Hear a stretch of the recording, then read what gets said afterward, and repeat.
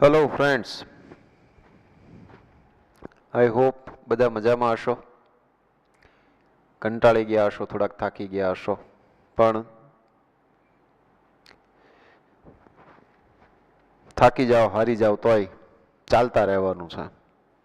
કારણ કે છેવટે એ જ જીતે છે જે થાક્યા પછી પણ ચાલતો રહે.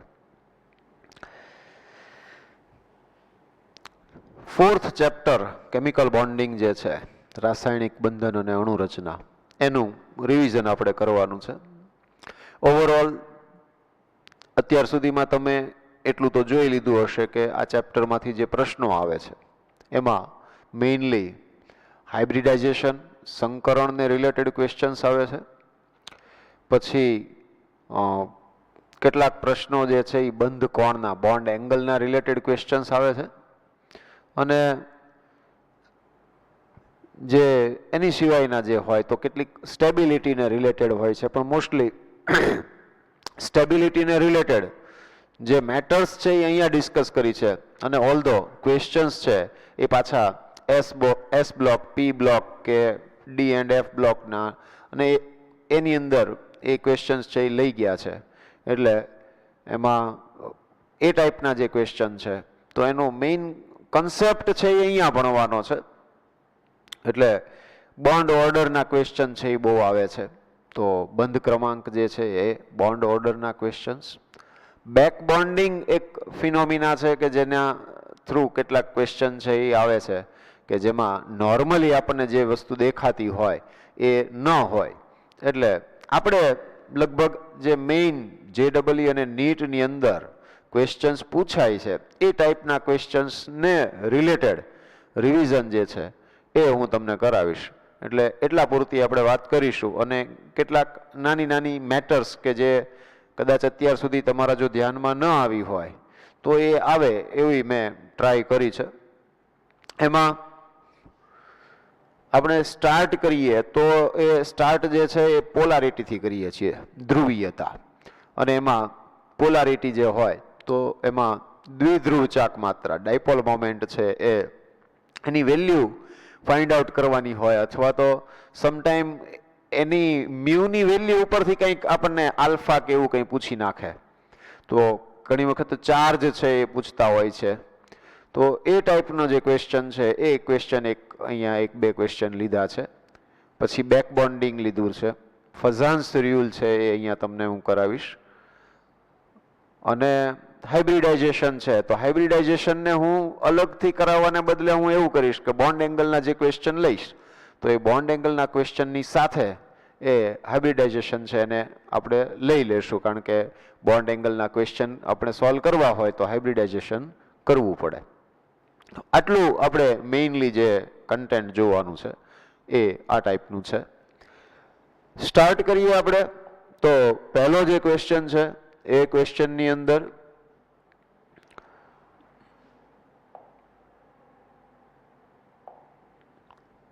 તો અહીંયા આગળ આ જે ક્વેશ્ચન છે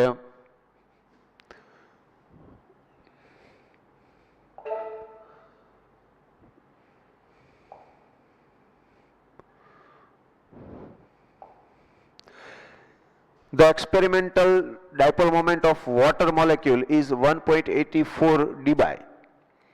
Calculate the bond angle H bond O bond H in water molecule if dipole moment of O bond H bond is 1.5 dBi. તો અહીંયા આગળ તમને જે વેલ્યુઝ, ગિવન વેલ્યુઝ જે છે એની વાત કરીએ તો મ્યુ જે છે, ઓવરઓલ મોલેક્યુલનો મ્યુ જે છે એ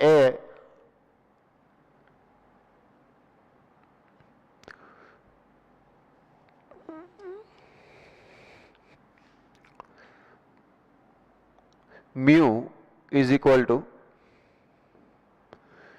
1.84 dBi. તો એ H2O મોલેક્યુલ જે છે એનો છે. H2O મોલેક્યુલ છે એના માટેનો છે. અને એક જે તમને મ્યુ આપેલો છે જેને આપણે μ1 કહેશું, it is four O bond H. અને એ 1.5 ડી છે. આપણે બોન્ડ એંગલ છે એ ફાઇન્ડ આઉટ કરવો છે, તો આ એક મ્યુ જે છે એ ફાઇન્ડ આઉટ કરવા માટેનું આવું એક ફોર્મ્યુલા છે, અને મોસ્ટલી તમારે આનો યુઝ બહુ સારો એવો યુઝ જે છે એ તમે ફિઝિક્સની અંદર આ ફોર્મ્યુલાનો યુઝ છે એ કરી લીધેલો છે કે mu is equal to μ1 square plus μ1 square plus 2 into μ1 into cos alpha. તો અહીંયા આગળ આલ્ફા જે છે એ આપણે ફાઇન્ડ આઉટ કરવાનો છે. ગિવન વેલ્યુઝ જે છે એમાં મ્યુ 1.84 ડી છે, એ ગિવન વેલ્યુમાં મ્યુ છે. μ1 સ્ક્વેર છે, આ μ1 આપેલું છે, તો આપણને આલ્ફા જે છે એ મળી જાય. 1.84 જે છે આનો સ્ક્વેર કરી નાખો એટલે અહીંથી અંડર રૂટ છે એ રિમૂવ થશે, એને દૂર કરી શકાશે. તો એ આનું સિમ્પ્લિફિકેશન કરીએ આપણે, સાદુરૂપ આપીએ તો cos alpha is equal two minus 0.2476 આવે. અને એને જ્યારે તમે લોગ ટેબલની અંદર જુઓ અથવા તો મોસ્ટલી તમારે જે એક્ઝામ છે તો એની અંદર તમને બ્રેકેટની અંદર કોસ આલ્ફા, તો આલ્ફા ઇઝ ઇક્વલ ટુ આટલા હોય તો વેલ્યુ આટલી, એ રીતે તમને આપી દીધેલું હશે. તો ત્યાં alpha is equal two minus 104 degree 33 minute આમ મળશે. અહીંયા શું આવશે? 33 મિનિટ આવશે. બરાબર. તો આ એક ફોર્મ્યુલા છે. Mu is equal to under root μ1 square plus μ1 square plus 2 μ1 into cos alpha.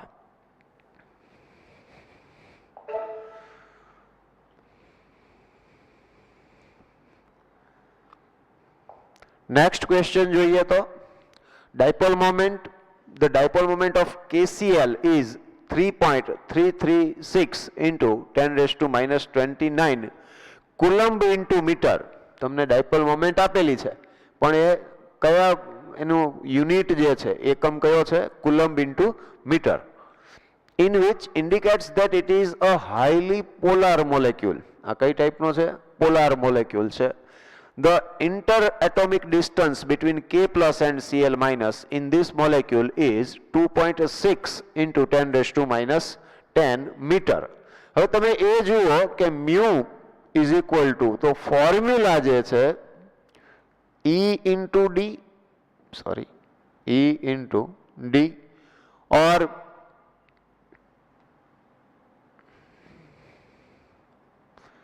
mu is equal to E into D આમ છે. ક્યુ ઇન્ટુ ડી એમ પણ લેવાય, પછી પાછો એમાં સ્મોલ ક્યુ ને કેપિટલ ક્યુ ને પણ આ રીતે આપણે એને લખીએ. ડેલ્ટા પણ અહીંયા લઈ શકાય. તો ડી જે છે મ્યુ એક તો તમને આપેલું છે 3.336, આ શું આપેલું છે? મ્યુ. અને ડિસ્ટન્સ આપેલું છે, બરાબર, એ અહીંયા છે 2.6 into 10 raised to minus 10 metre.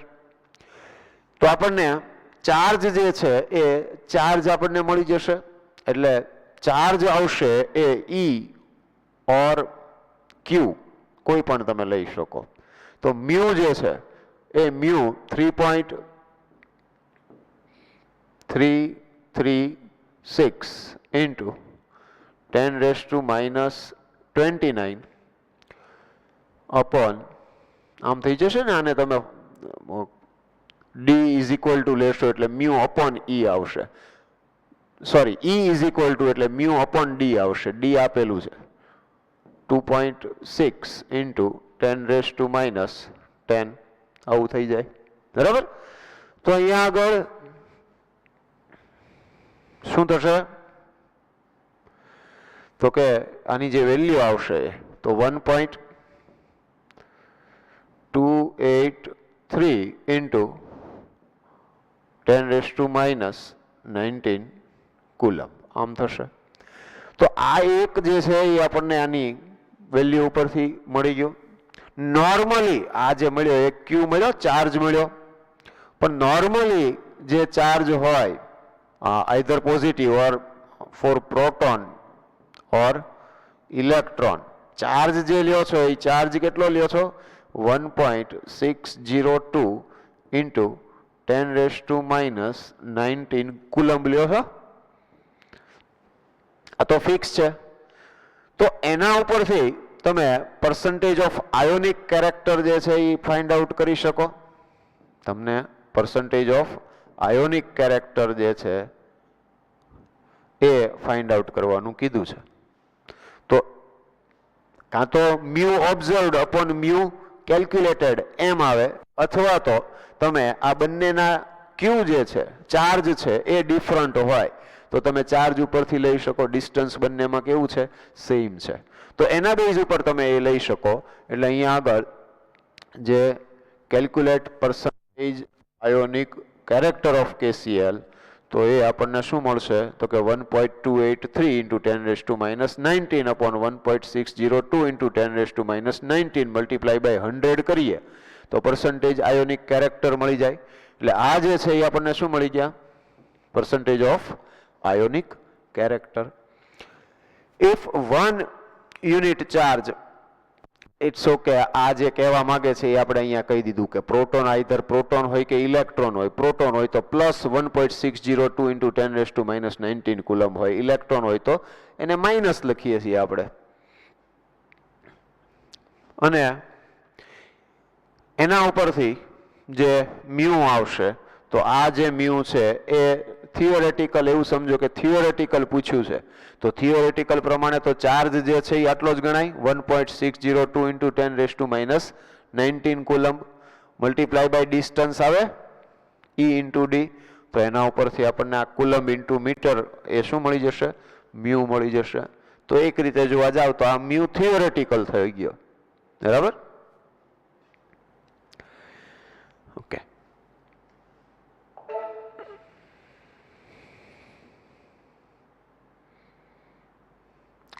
Next આપણે જે ડિસ્કશનમાં મેઇન જે આપણો ટોપિક લેવાનો છે તો એ Fajans rule and its application.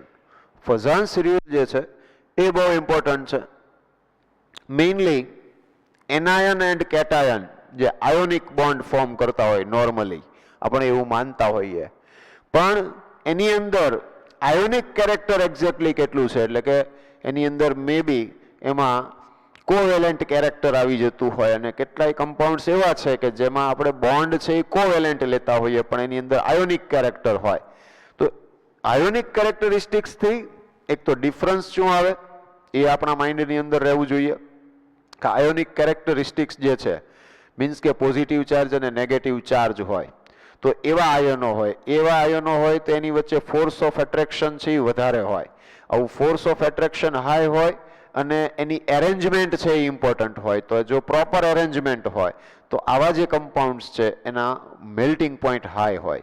જેટલું કુલોમ્બિક ફોર્સ ઓફ એટ્રેક્શન હાઈ હોય તો એના બોઇલિંગ પોઈન્ટ્સ છે એ પણ હાઈ હોય.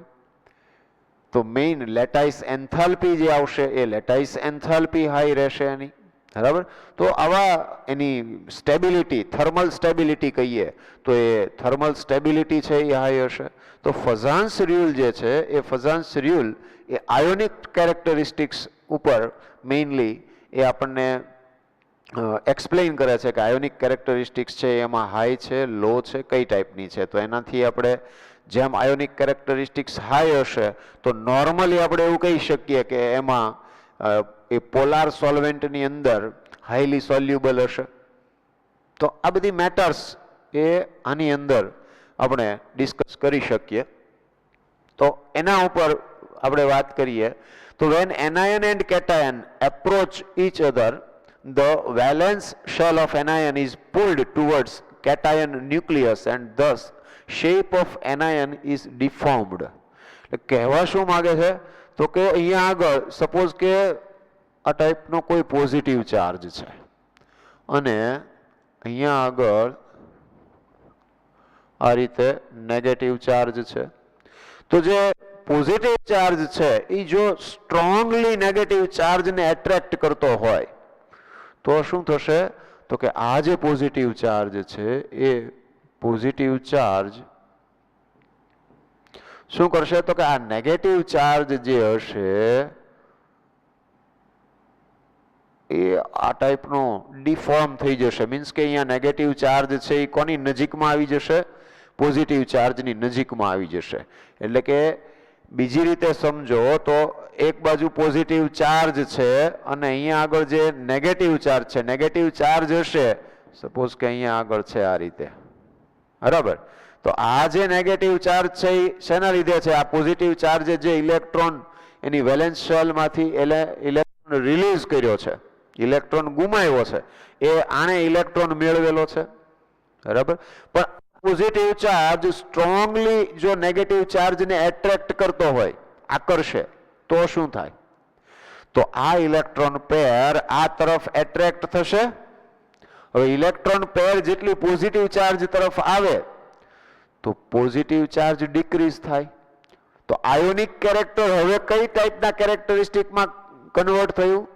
Covalent character. કારણ કે કોવેલેન્ટ કેરેક્ટરમાં બેયના ઇલેક્ટ્રોનનું શેરિંગ હોય. એટલે આ ઇલેક્ટ્રોન જો સ્ટ્રોંગલી પોઝિટિવ ચાર્જ તરફ એટ્રેક્ટ થાય, ધેટ મીન્સ કે અહીંયા આગળ એનું જે ડિફોર્મેશન કીધું, ડિફોર્મ થાય. Shape of anion is deformed.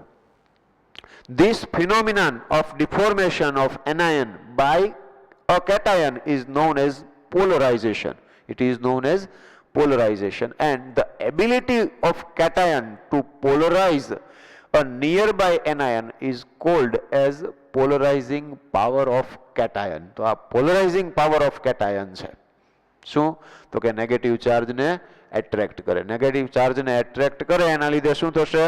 તો કે ઇલેક્ટ્રોન પેર એના તરફ એટ્રેક્ટ થશે. અને ઇલેક્ટ્રોન પેર પૂરેપૂરી તો એટ્રેક્ટ નહીં થાય, કારણ કે ફોર્સ ઓફ એટ્રેક્શન તો આનું હશે અને એ આની કમ્પેરિઝનમાં હાયર હશે. પણ જેટલો પોઝિટિવ ચાર્જ સ્ટ્રોંગલી એને એટ્રેક્ટ કરશે તો એના કારણે શું થાય? એના કારણે કોવેલેન્ટ કેરેક્ટર આવતું જાય. ઇલેક્ટ્રોન પેર જેટલી આ પોઝિટિવ ચાર્જ તરફ આવતી જાય તો. અને કોવેલેન્ટ કેરેક્ટર મીન્સ તો કે covalent character means melting point છે એ લેસ હોય, બરાબર? ગલન બિંદુ નીચું હોય, ઉત્કલન બિંદુ નીચું હોય. બોઇલિંગ પોઈન્ટ, મેલ્ટિંગ પોઈન્ટ છે એ લો હોય. એની સોલ્વેન્ટ, પોલાર સોલ્વેન્ટ, ધ્રુવીય દ્રાવક જેને કહીએ, પાણી જેવા દ્રાવકની અંદર એની દ્રાવ્યતા, સોલ્યુબિલિટી છે એ લેસ હોય. તો આ બધી કેરેક્ટરિસ્ટિક્સ એમાં આવવા માંડે. થર્મલ સ્ટેબિલિટી લેસ હોય. એટલે આપણે આ સમજવું જરૂરી છે કે એમાં કોવેલેન્ટ કેરેક્ટર વધારે છે કે આયોનિક કેરેક્ટર વધારે છે.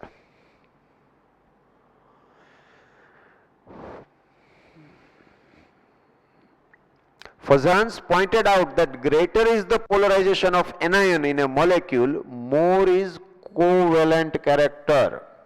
Hello. જેટલું પોલરાઇઝેશન વધુ થાય, બરાબર, ધ્રુવીકરણ જેટલું વધારે થાય એટલું શું થશે? તો કે એટલું કોવેલેન્ટ કેરેક્ટર ઇન્ક્રીઝ થશે. એટલે કે સહસંયોજક ગુણધર્મ એનો વધશે.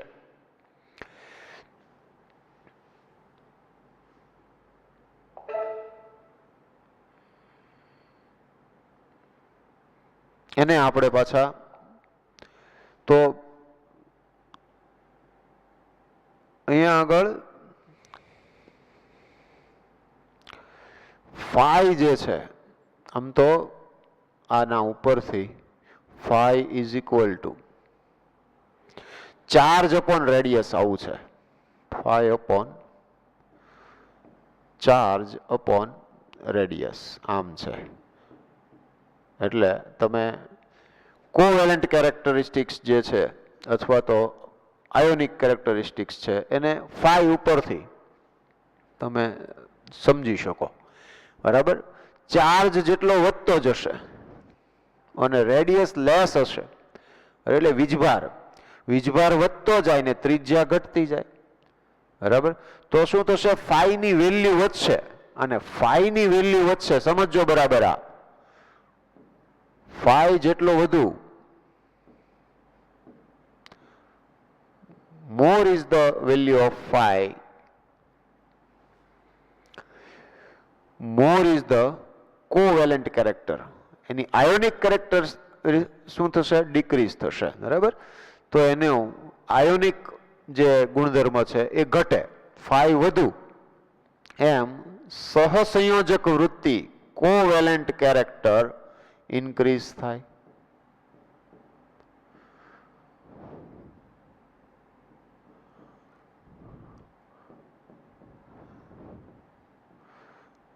મીન્સ કે કોવેલેન્ટ કેરેક્ટર સહસંયોજક ગુણધર્મ વધે અને સહસંયોજક ગુણધર્મ વધે એટલે ગલન બિંદુ ઉત્કલન બિંદુ ઘટે, દ્રાવ્યતા ઘટે, બરાબર. મેલ્ટિંગ પોઈન્ટ, બોઇલિંગ પોઈન્ટ છે એ શું થશે? ડિક્રીઝ થશે.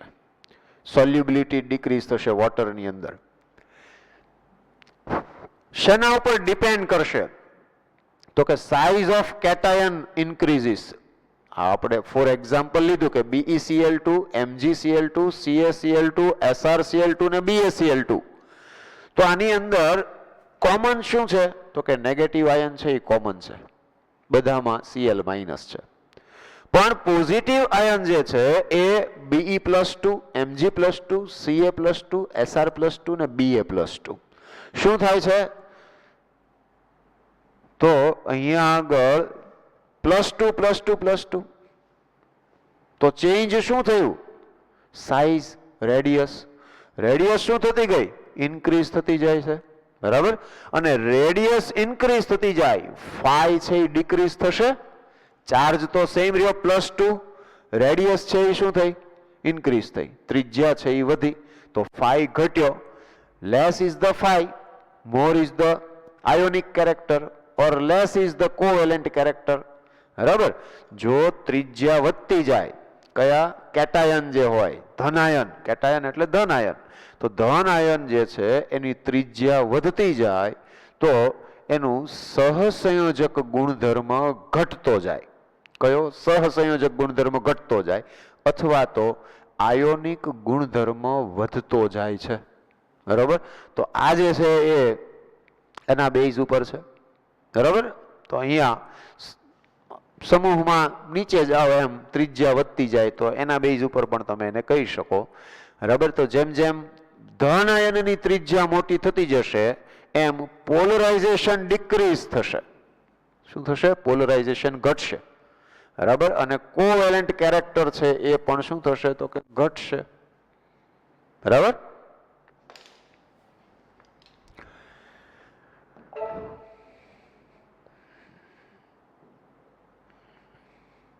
Size of anion, larger is the anion, greater is its polarizability.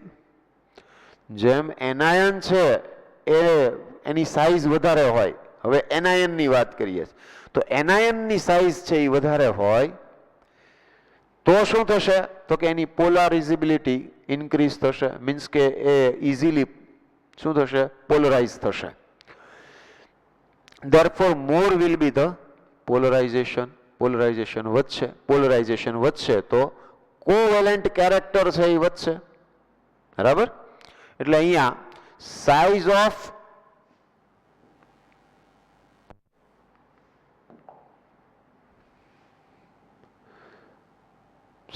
Of anion increases. શું થશે? Size of anion increases.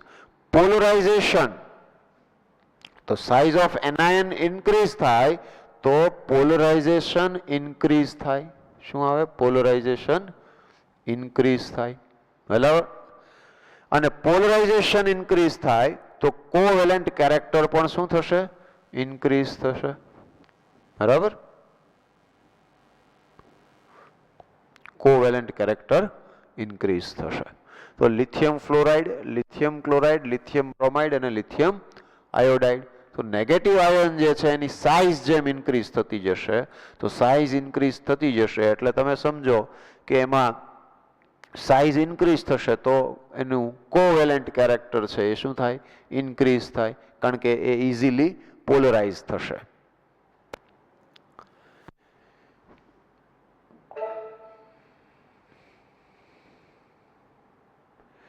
Charge on cation NaCl, MgCl2, AlCl3 શું થાય છે?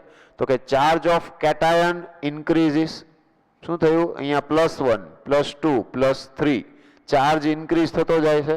ચાર્જ ઇન્ક્રીઝ થતો જાય તો પોલરાઇઝેશન ઇન્ક્રીઝ થાય, આપણે કીધું ને phi is equal to charge upon radius. તો શું થશે?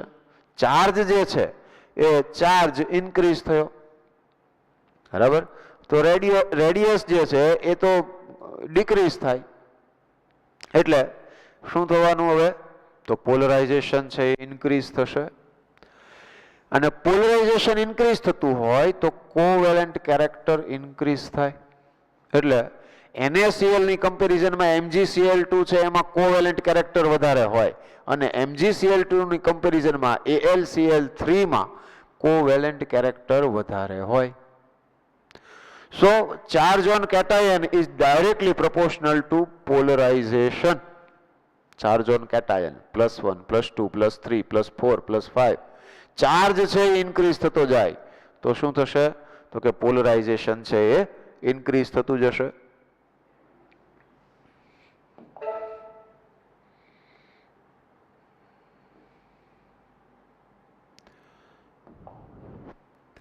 Charge on anion is also directly proportional to polarization.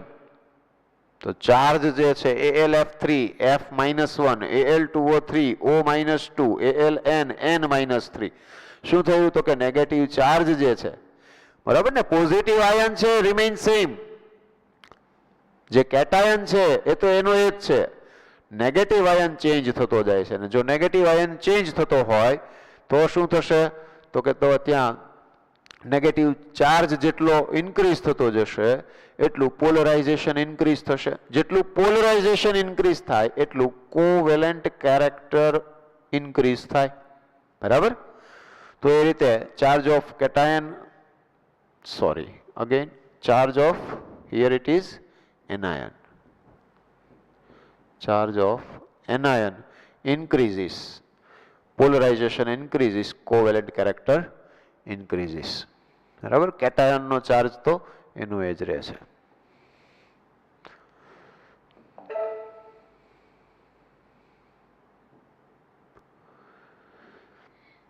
pseudo inert gas configuration of cation એટલે ત્યાં જે આ ટાઈપના આવશે, કયા કે Cu+1 છે એટલે ટ્રાન્ઝિશન સ્ટેટના ટ્રાન્ઝિશન એલિમેન્ટ્સ છે, સંક્રાંતિ ધાતુ તત્વોની વાત કરીએ તો એમાં Cu+1 શો કરેલું છે. તો Cu+1 અને Na+1 ની કમ્પેરિઝન છે કે NaCl, તો NaCl having inert gas configuration will be more ionic whereas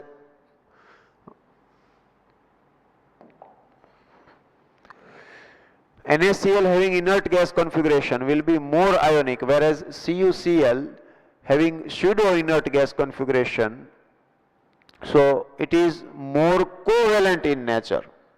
આ કેવું હશે? more covalent in nature because of pseudo inert gas configuration. શું કહેવા માંગે છે? copper +1, તો copper ની તમને ઇલેક્ટ્રોનિક કોન્ફિગરેશન ખબર હોય?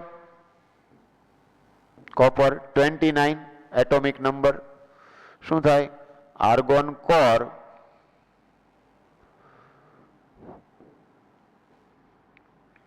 (3d10) 4s2 આમ થાય 3d10 4s2. આ આર્ગોન કોર પ્રમાણે મેં લખ્યું છે, અહીંયા નિયોન કોર થી લીધું છે. તો neon core 3s2 3p6 3d10 અને સોરી અહીંયા 4s1 આવશે ને.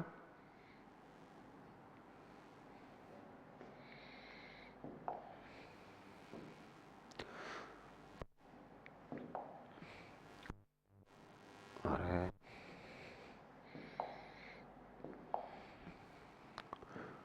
4s1 3d10 4s1 છે, બરાબર. તો Cu+1 માં શું થશે? 4s 0 થઈ જાય, બરાબર. એટલે 3s2 3p6 3d10 એમ એના ઇલેક્ટ્રોનિક કોન્ફિગરેશનમાં શું આવશે? 18 ઇલેક્ટ્રોન આવશે. એટલે આ જે છે એ સ્યુડો ઇનર્ટ ગેસ કોન્ફિગરેશન થયું. જ્યારે સોડિયમ +1 માં, તો સોડિયમ જે છે એમાં શું હોય? સોડિયમની અંદર આની જેમ પૂરેપૂરું લખીએ તો 1s2 2s2 2p6 3s1 હોય, સોડિયમ +1 થાય એટલે આ 1 ઇલેક્ટ્રોન છે એ રિમૂવ થઈ જાય, બરાબર. તો શું રહેશે? 2s2 2p6. તો આ પ્યોરલી ઇનર્ટ ગેસ કોન્ફિગ્યુરેશન થયું, એટલે more shielding if of s and p electrons. તો અહીંયા આગળ જે આવશે સોડિયમ +1, તો એ આમે પણ આલ્કલી મેટલ્સ છે, તો એમાં કેવું હોય, આલ્કલી મેટલ્સ જે છે હાઈએસ્ટ ઇલેક્ટ્રોપોઝિટિવ છે ગ્રુપ વાઇઝ જોઈએ તો, બરાબર. એટલે અહીંયા Na+1 હોય એટલે NaCl હોય, તો NaCl is having more ionic character as compared to CuCl, એટલે કે જેમાં સ્યુડો ઇનર્ટ ગેસ કોન્ફિગ્યુરેશન હોય, શેમાં? d ઓર્બિટલ્સ વાળામાં. તો એના કમ્પેરિઝનમાં આલ્કલી હશે કે આલ્કલાઇન હશે તો એ મોર આયોનિક હશે, અથવા તો એનું કોવેલેન્ટ કેરેક્ટર લેસ હશે.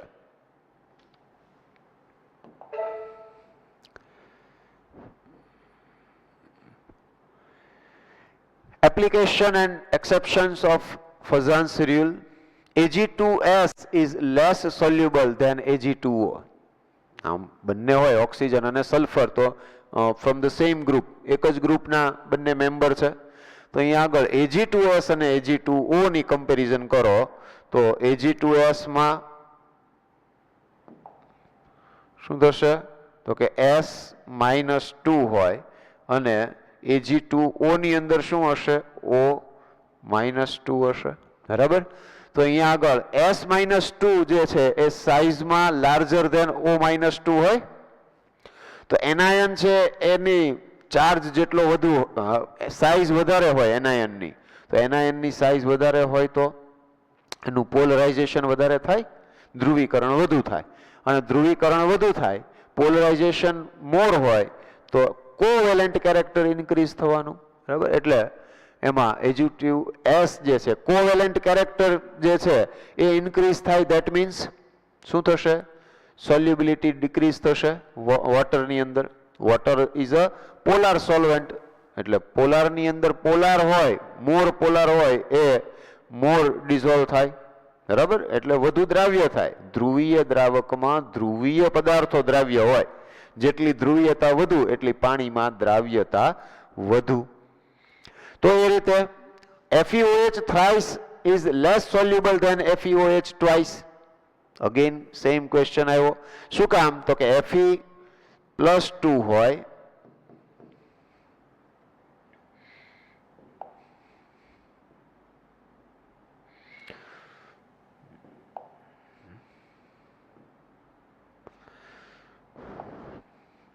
તો અહીંયા Fe+2 અને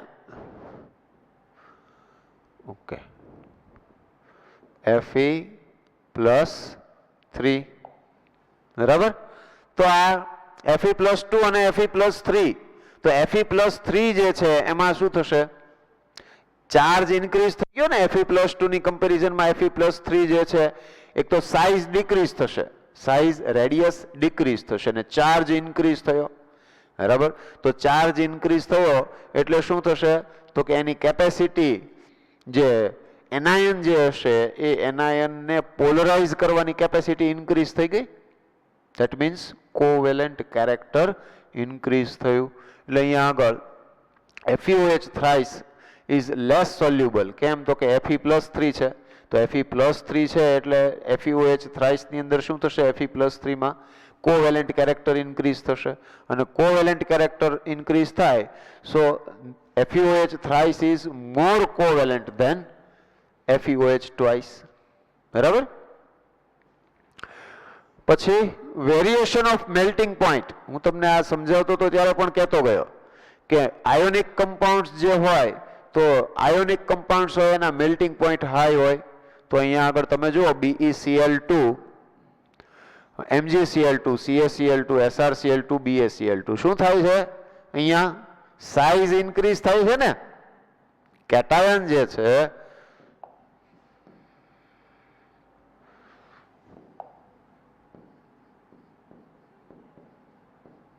કેટાયન જે હોય એ કેટાયન ની સાઇઝ શું થાય છે?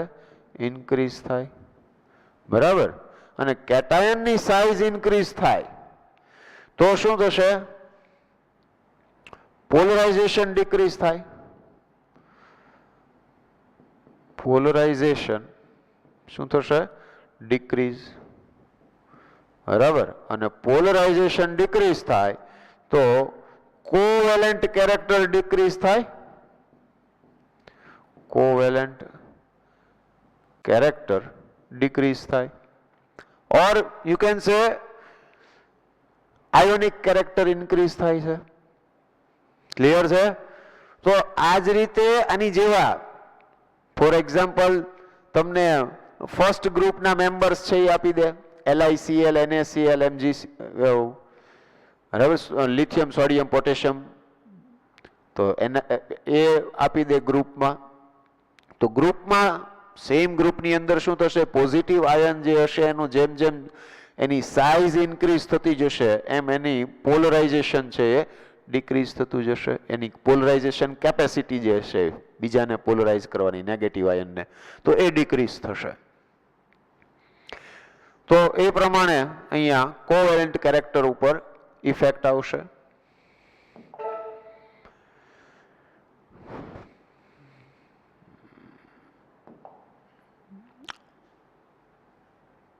Ionic character increases, covalent character decrease થાય તો આયોનિક કેરેક્ટર ઇન્ક્રીઝ થાય, બરાબર. એટલે સેમ અહીંયા CaF2, CaCl2, CaBr2 અને CaI2 શું કહે છે? તો કે ફ્લોરિન, ક્લોરિન, બ્રોમિન અને આયોડિન શું ચેન્જ થાય છે ને એમ એ જોવાનું. પોઝિટિવ આયન છે એ સેમ છે, કેટાયન જે છે એ ચેન્જ નથી થતો. શું ચેન્જ થાય છે? એનાયન. એનાયન ચેન્જ થતો હોય તો તમારે એની સાઇઝ જોઈ લેવાની કે એનાયન જે છે કાં ચાર્જ જોઈ લેવાનો. તો અહીંયા આગળ એનાયન જે છે એની સાઇઝ ઇન્ક્રીઝ થાય. એનાયન જે છે એમાં શું થશે? size of anion increases, size of anion increases તો શું થશે? કોવેલેન્ટ કેરેક્ટર ઇન્ક્રીઝ થાય. કેમ?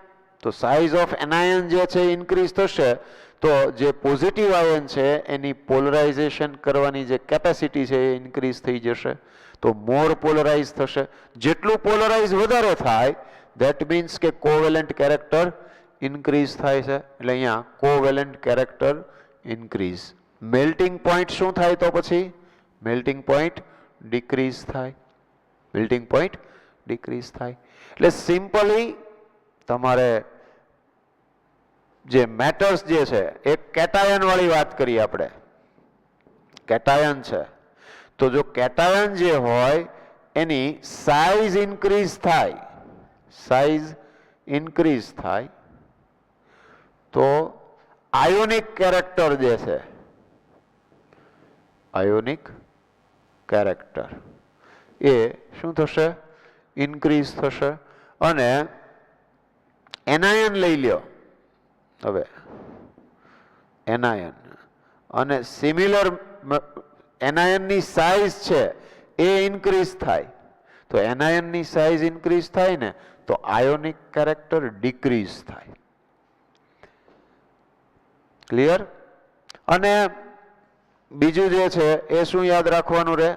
સાઇઝની એક વાત આવે, બરોબર, અને એક જે છે એ ચાર્જની વાત આવે, બરોબર. કેટાયનમાં ચાર્જ જેમ ઇન્ક્રીઝ થાય, કેટાયન છે તો કેટાયનમાં ચાર્જ છે એ ઇન્ક્રીઝ થાય, ચાર્જ ઇન્ક્રીઝ થાય. હવે જો ચાર્જ ઇન્ક્રીઝ થાય ને તો પોલરાઇઝેશન છે ઇન્ક્રીઝ થાય, એટલે કે કોવેલેન્ટ કેરેક્ટર ઇન્ક્રીઝ થાય. ઓર આયોનિક કેરેક્ટર લેવું હોય તો ડિક્રીઝ થાય. આમાં કોવેલેન્ટ કેરેક્ટર ઇન્ક્રીઝ થાય, કોવેલેન્ટ કેરેક્ટર ઇન્ક્રીઝ થાય અથવા તો આયોનિક કેરેક્ટર ડિક્રીઝ થાય. અને એનાયનમાં લઈ લ્યો, એનાયન ચાર્જ ઇન્ક્રીઝ થાય એનાયનનો, એનાયનનો જો ચાર્જ ઇન્ક્રીઝ થાય તો પણ શું થશે? તો કે કોવેલેન્ટ કેરેક્ટર જે છે એ ઇન્ક્રીઝ થશે. બરાબર? ક્લિયર છે? બરાબર.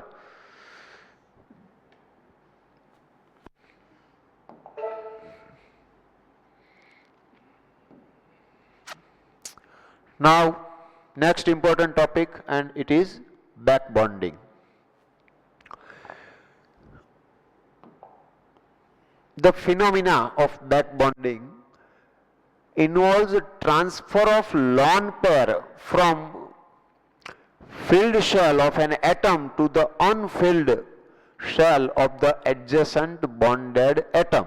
Means કે એક એટમ જે બોન્ડિંગમાં બે એટમ છે એમાંનો એક એટમ એવો છે કે એની પાસે લોન પેર છે. મીન્સ કે નોન બોન્ડિંગ ઇલેક્ટ્રોન પેર જેણે બોન્ડિંગ જે બોન્ડ ફોર્મેશન છે એ બોન્ડ ફોર્મેશનમાં પાર્ટિસિપેશન નથી કર્યું એવા વેલેન્સ ઇલેક્ટ્રોન્સ છે.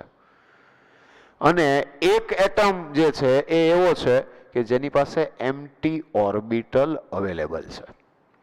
તો જો આ એમ્પ્ટી ઓર્બિટલ અવેલેબલ છે એ શું કરશે તો કે જે લોન પેર છે એ લોન પેર પાસેથી એ ઇલેક્ટ્રોન પેર એક્સેપ્ટ કરે. તો એ પોઝિટિવ ચાર્જ નેગેટિવ ચાર્જની જેમ શું થશે તો કે નેગેટિવ ચાર્જ વાળો છે ઇલેક્ટ્રોન પેર આપશે. કોને આપશે? એમ્પ્ટી ઓર્બિટલમાં ડોનેટ કરશે. તો આ ટાઈપની જે ફિનોમિના છે, આ જે ઘટના છે એને બેક બોન્ડિંગ કહેવામાં આવે છે. It is a kind of coordinate pi bonding which may be partial or full depending on the relative donating and accepting ability of the donor and acceptor atoms. Very important line. In general, the donor atoms are the second period elements carrying lone pairs such as fluorine, oxygen, nitrogen and sometimes carbon also. Chlorine, bromine, iodine, phosphorus, sulfur can also act as donor atoms. બરાબર?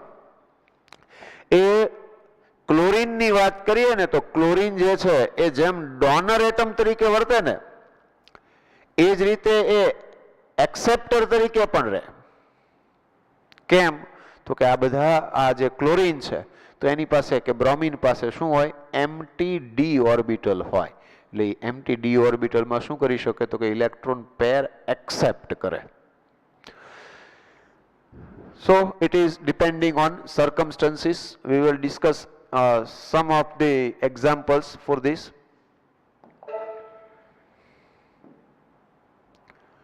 Okay. So back bonding with fluorine as donor atom. Fluorine જે છે એ as a donor atom હોય. તો જુઓ phosphorus છે એ acceptor છે. Phosphorus શું છે? એક્સેપ્ટર છે. Considering the electronegativity of the surrounding atoms, the expected bond angle order for PH3 and PF3 is PH3 is greater than PF3, but in reality it is PH3 less than PF3. શું કહેવા માંગે છે કે અહીંયા આગળ bond angle જે છે expected bond angle એવો હોય કે PH3 નો જે બોન્ડ એંગલ છે it is more than PF3. એટલે કે PH3 નો બંધ કોણ છે એ PF3 કરતા વધુ હોય. પણ એવું થતું નથી. શું થાય છે તો કે PF3 જે છે એનો બોન્ડ એંગલ એ PH3 કરતા વધારે છે. તો એવું કેમ થયું? જુઓ તો જે PF3 મોલેક્યુલ છે એ PF3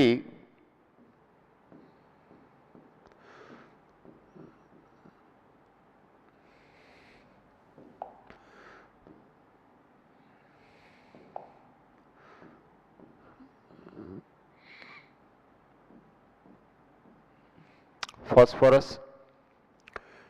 નાઇટ્રોજન ગ્રુપનું મેમ્બર છે એટલે one lone pair is present. બરાબર? પણ અહીંયા આગળ ફ્લોરિન જે લઈ લો તો એની પાસે 3 લોન પેર્સ આર ધેર. બરાબર? 3 લોન પેર છે આ રીતે. તો શું થઈ શકે તો કે ફોસ્ફરસ જે છે એ ફોસ્ફરસની એમ્પ્ટી ડી ઓર્બિટલ છે એમાં એ ઇલેક્ટ્રોન પેર એક્સેપ્ટ કરશે. અને એના લીધે શું થશે તો કે આ ઇલેક્ટ્રોન પેર જે છે અહીંયા શું કરશે? ફોસ્ફરસની ખાલી ડી કક્ષક હોય એમાં આપશે, ડોનેટ કરશે. હવે એ ડોનેટ કરે એટલે એના ત્યાં આગળ શું થઈ ગયું? પી ડબલ બોન્ડ એફ થઈ ગયું. પાર્શિયલ કેવો થઈ ગયો? ડબલ બોન્ડ થઈ ગયો. અને આ ફિનોમિના છે એ ત્રણેય F એટમની અંદર 1 by 1 છે એ જોઈ શકાય. અહીંયા ડબલ બોન્ડ બની શકે, અહીંયા પણ ડબલ બોન્ડ બની શકે, અને અહીંયા ડબલ બોન્ડ બની શકે. તો રેઝોનન્સ હાઇબ્રિડ શો કરીએ તો આવું આવશે કે જેમાં શું થશે? પાર્શિયલ ડબલ બોન્ડ છે એ બધા PF પર હશે.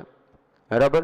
હવે ડબલ બોન્ડ જે હશે એ ડબલ બોન્ડ અને સિંગલ બોન્ડ વચ્ચે રિપલ્શન થાય, અને એ ડબલ બોન્ડ જે છે એનું રિપલ્શન વધારે હોય, મોર.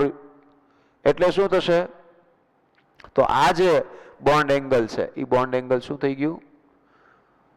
એ વધી જશે. આ બોન્ડ એંગલ શું થશે? વધી જશે. બરાબર. અને આના ઉપરનું જે લોન પેર છે એની ઇફેક્ટ ઘટશે, કારણ કે આને શું કર્યું? લોન પેર ડોનેટ કરીને બોન્ડ ફોર્મ કર્યો છે. એટલે અહીંયા આગળ બેક બોન્ડિંગને કારણે PH3 અને PF3 લઈએ તો PF3 જે છે એનો બોન્ડ એંગલ એ PH3 કરતા વધારે છે. PF3 નું બોન્ડ એંગલ જે છે એ PH3 કરતા વધુ છે.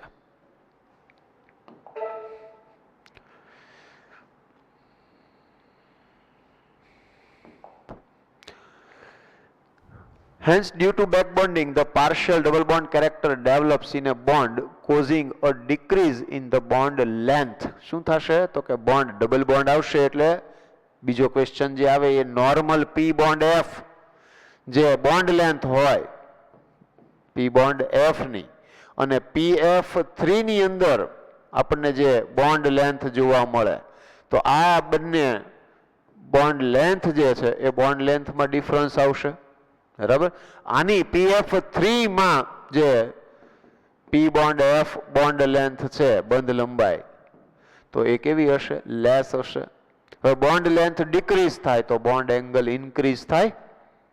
બોન્ડ લેન્થ ડિક્રીઝ થશે તો બોન્ડ એંગલ ઇન્ક્રીઝ થશે, કારણ કે એકબીજાથી દૂર જાય, અપાકર્ષણ વધે, નજીક આવ્યા તો. બરાબર.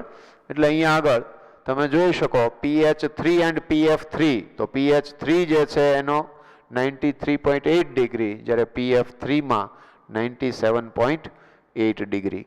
ASH3 માં 91.8 ડિગ્રી અને ASF3 માં 96.2 ડિગ્રી. આમ છે.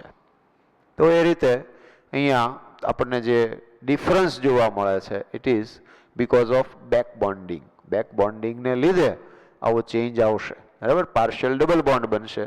ડબલ બોન્ડ જે બનશે એના કારણે બોન્ડ લેન્થ ડિક્રીઝ થશે. એટલે આવા ઓલામાં તમને બોન્ડ લેન્થના રિલેટેડ એ ક્વેશ્ચન આવે, બંધ લંબાઈને લગતો, કે બંધ લંબાઈ જે છે એમાં શું ચેન્જ થાય, અથવા તો કોની બંધ લંબાઈ વધુ હશે કે ઓછી હશે, એ ટાઈપનો ક્વેશ્ચન આવે.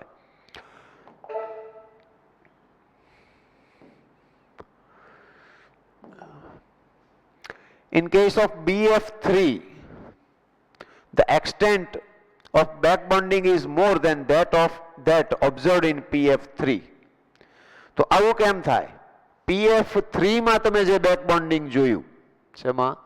PF3, તો એમાં ક્યાં હતું? ફોસ્ફરસ જે છે એની કઈ ઓર્બિટલ હતી? 3D.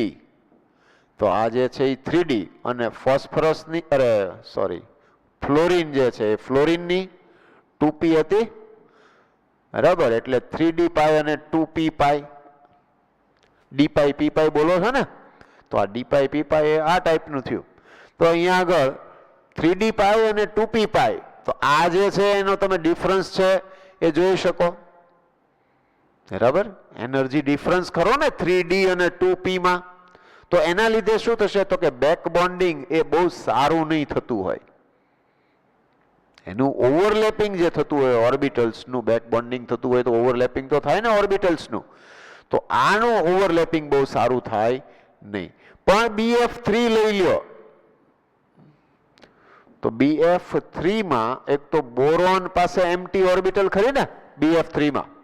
હવે આ તમને ખબર હોવી જોઈએ કે બોરોન એટોમિક નંબર 5 છે, 1s2 2s2 2px1, 2s2 નો એક ઇલેક્ટ્રોન જમ્પ કરીને 2py માં જતો રહેશે, તોય ઓલ્ધો 2pz છે એ એમ્પ્ટી ઓર્બિટલ હોય. તો અહીંયા આગળ બોરોન અને ફ્લોરિનમાં જે બેક બોન્ડિંગ થશે એ બેક બોન્ડિંગ ક્યાં આવશે? તો કે ફ્લોરિનની 2p કક્ષક હશે તો બોરોનની પણ 2p કક્ષક હશે, બંનેની 2p ઓર્બિટલ્સમાં થાય એટલે p પાઈ અથવા તો 2p પાઈ આમ થશે. તો આના લીધે શું થશે તો કે હા અહીંયા આગળ ઓવરલેપિંગ સારું થાય as compare to this one. બરાબર. તો આની સરખામણી મેં અહીંયા બેક બોન્ડિંગ જે છે એ બેક બોન્ડિંગ સારું એવું થશે. બેક બોન્ડિંગ સારું એવું થશે તો એમાં જે પાર્શિયલ ડબલ બોન્ડ જે કેરેક્ટર હશે, આંશિક દ્વિબંધ જેવી જે સ્થિતિ આવશે એ આની સરખામણીમાં આમાં વધારે હશે. ખ્યાલ આવે છે? બરાબર. એટલે BF3 લઈ લ્યો તમે, B બોન્ડ F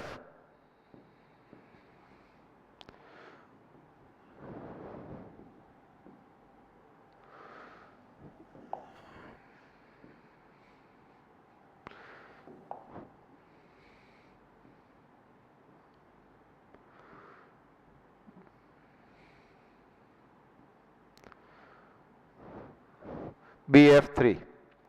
તો આ BF3 ફ્લોરિન જે છે એ ફ્લોરિનની જે લોન પેર છે 3, તો એ લોન પેરમાંથી એ ઇલેક્ટ્રોન પેર કોને આપશે? બોરોનને. ક્યાં? એની ખાલી કક્ષકમાં, એમ્પ્ટી ઓર્બિટલમાં. તો એ એમ્પ્ટી ઓર્બિટલમાં આપશે એટલે અહીંયા આગળ શું થશે? અહીંયા આગળ આ જે છે એ આ રીતે આવશે આમ. બરાબર. એટલે partial double bond, it is partial double bond. બરાબર. તો એ પાર્શિયલ ડબલ બોન્ડ આવશે.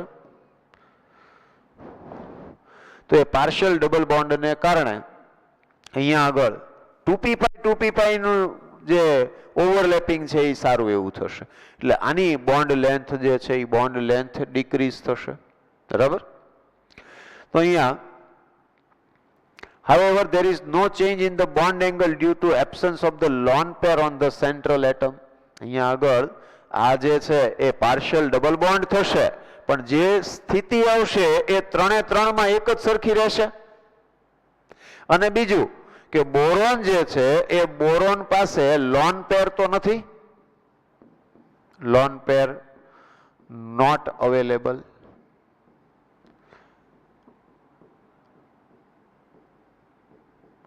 જ્યારે PF3 માં શું હતું? ફોસ્ફરસ પાસે લોન પેર હતી. તો લોન પેર જે હોય એ લોન પેરને કારણે રિપલ્શન લાગે. બરાબર. તો આમાં તો બધામાં સરખું જ રિપલ્શન થશે એટલે બોન્ડ એંગલ જે છે એ ચેન્જ થતો નથી. એ કેટલો મળે? 120 ડિગ્રી. બરાબર.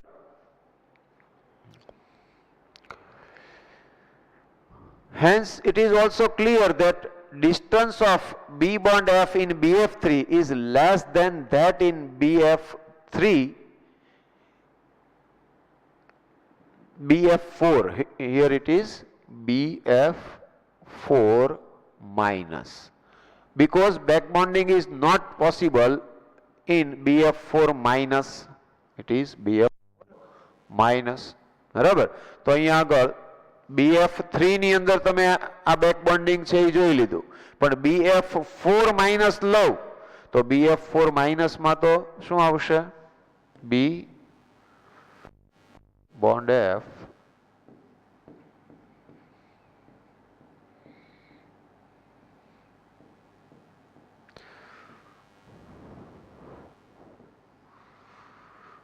Minus BF4 minus 1. બરાબર. તો આ BF4 માઇનસ 1 જે છે, BF4 માઇનસ 1, તો આમાં તો હવે જે એની ખાલી કક્ષક હતી એ ખાલી કક્ષકમાં તો F-1 એ ઇલેક્ટ્રોન પેર આપીને એની સાથે પ્યોરલી બોન્ડ ફોર્મ કરી લીધો. એટલે બોરોન પાસે હવે ખાલી કક્ષક નથી, એમ્પ્ટી ઓર્બિટલ નથી, તો બેક બોન્ડિંગ નો તો સવાલ જ નથી થતો. બરાબર. એટલે આમાં બેક બોન્ડિંગ પોસિબલ જ નથી. એટલે આ જે B bond F bond length છે આની અંદર અને આની અંદર, તો બેયની અંદર શું ચેન્જ આવશે? તો કે અહીંયા બેક બોન્ડિંગ થાય છે તો આની બોન્ડ લેન્થ કેવી હશે? લેસ હશે. અને આની બોન્ડ લેન્થ કેવી હશે? મોર હશે, કારણ કે અહીંયા બેક બોન્ડિંગ થતું નથી. ક્લિયર થાય છે? આ બેક બોન્ડિંગ જે છે એ કઈ રીતે ઇફેક્ટ કરે, તો બોન્ડ લેન્થ આ બી બોન્ડ એફ છે, અહીંયા બી બોન્ડ એફ છે, પણ તેમ છતાંય આની બી બોન્ડ એફ બોન્ડ લેન્થ છે એ વધારે છે as compare to in BF3. Clear?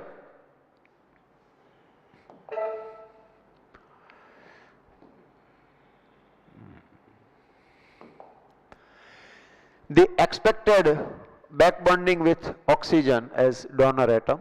The expected bond angle order for H2O, Cl2O and F2O is કયા કયા આવ્યા? H2O, Cl2O અને F2O એમ આવ્યું. બરાબર? તો H2O greater than Cl2O greater than F2O આવું થવું જોઈએ. શું થાય છે? કંઈક ચેન્જ આવી ગયો. બરાબર? Based on the electronegativities of the surrounding atoms. એની આસપાસમાં જે એટમ્સ છે એની જે ઇલેક્ટ્રોનેગેટિવિટી છે એના બેઝ ઉપર આ વાત થઈ. જેમ ઇલેક્ટ્રોનેગેટિવિટી ઇન્ક્રીઝ થાય સાઇડ એટમની, એમ બોન્ડ એંગલ ડિક્રીઝ થાય. બરાબર? એટલે અહીંયા આગળ આવું હોવું જોઈએ, પણ આમાં ચેન્જ આવી જાય છે. ક્યાં આગળ? આટલામાં. કારણ કે F2O માં તો શું છે? ફ્લોરિન હાઈએસ્ટ ઇલેક્ટ્રોનેગેટિવ છે. આ બેમાં શું ચેન્જ આવ્યો? તો Cl2O જે છે એ Cl2O નો બોન્ડ એંગલ છે ઇન્ક્રીઝ થઈ ગયો. Reality the order is Cl2O ની અંદર શું થઈ ગયું? 110 ડિગ્રી 110 ડિગ્રી 8 મિનિટ આવે છે, greater than H2O. This is also explained on the basis of back bonding in Cl2O, which is not possible in H2O and F2O. શું કામ? તો કે Cl જે છે Cl2O આપણે આમ લઈએ. બરાબર? તો અહીંયા આગળ સમજે? ઓક્સિજન પાસે 2 લોન પેર્સ છે. આમ આમ શો કરી દો એટલે તમને દેખાય.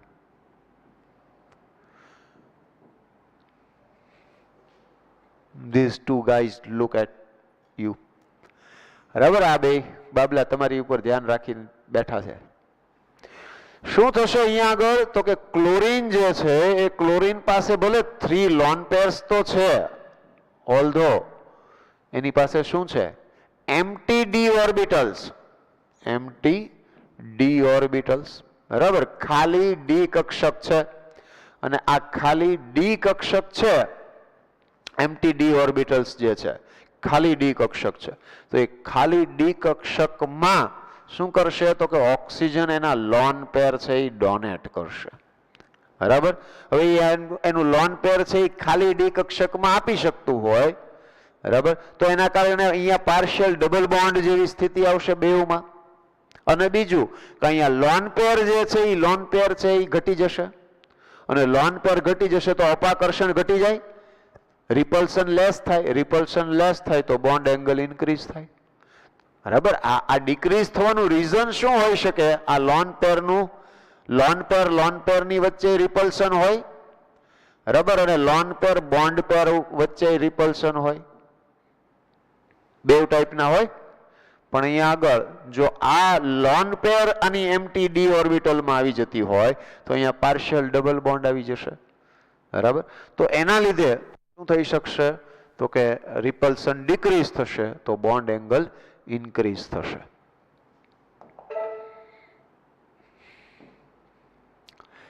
તો અહીંયા આગળ તમે જોઈ શકો કે પાર્શિયલ જે ડબલ બોન્ડ છે એ ડબલ બોન્ડ કેરેક્ટર આવ્યું ઓક્સિજન ક્લોરીન વચ્ચે. તો લોન પેર જે છે એ ઓક્સિજને પોતાની લોન પેર કોને આપી? ક્લોરીનની ખાલી ડી કક્ષકમાં. કે જે આ બેક બોન્ડિંગ થયું ને, કે જેના કારણે શું થશે? પાર્શિયલ ડબલ બોન્ડ આવ્યો. બરાબર? અને ઓક્સિજન ઉપર પોઝિટિવ ચાર્જ આવ્યો. બરાબર? એટલે શું થયું? તો કે પેલું જે લોન પેરને કારણે રિપલ્શન હતું એ ઘટી ગયું, એટલે બોન્ડ એંગલ શું થઈ ગયો? વધી ગયો. બરાબર? અને રેઝોનન્સ હાઇબ્રિડ આપણે આ રીતે શો કરી શકીએ. તો આ રીઝન છે કે જેમાં H2O અને Cl2O અને પછી F2O આવવું જોઈતું હતું. તો F2O માં પાછું આવું કંઈ નહીં થાય, કારણ કે ફ્લોરિન કે ઓક્સિજન બંનેમાં 2p જ છે ઓર્બિટલ્સ, અને એકેય પાસે ખાલી તો છે નહીં. એટલે ત્યાં બેક બોન્ડિંગની કોઈ પોસિબિલિટી નથી. For the analogous compound SCl2, the bond angle is 102 degrees since the lone pair of sulfur or chlorine atoms need not be delocalized due to availability of vacant d orbitals of their own. શું થશે અહીંયા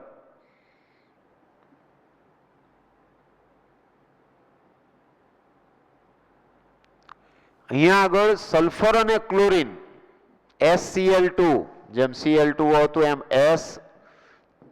SCl2 આમ થાય તો આમાં એવું ન થઈ શકે કારણ કે સલ્ફર પાસે પણ શું થશે બે લોન પેર તો ખરી જ બરાબર તો સલ્ફર પાસે ભલે બે લોન પેર હોય ક્લોરીન પાસે ડી ઓર્બિટલ છે એમ્પ્ટી પણ તોય એવું થતું નથી કેમ તો કે આની પાસે એની પોતાની ડી ઓર્બિટલ્સ છે ખાલી સલ્ફર પાસે અને ક્લોરીન પાસે પોતાની ડી ઓર્બિટલ્સ ખાલી છે એટલે આવી જે ફિનોમિના છે એમાં જોવા મળતી નથી બરાબર એટલે રિપલ્શન રહે તો એ રિપલ્શનને લીધે બોન્ડ એંગલ જે છે એ કેટલો જોવા મળે છે 102 ડિગ્રી જેટલો જોવા મળે છે.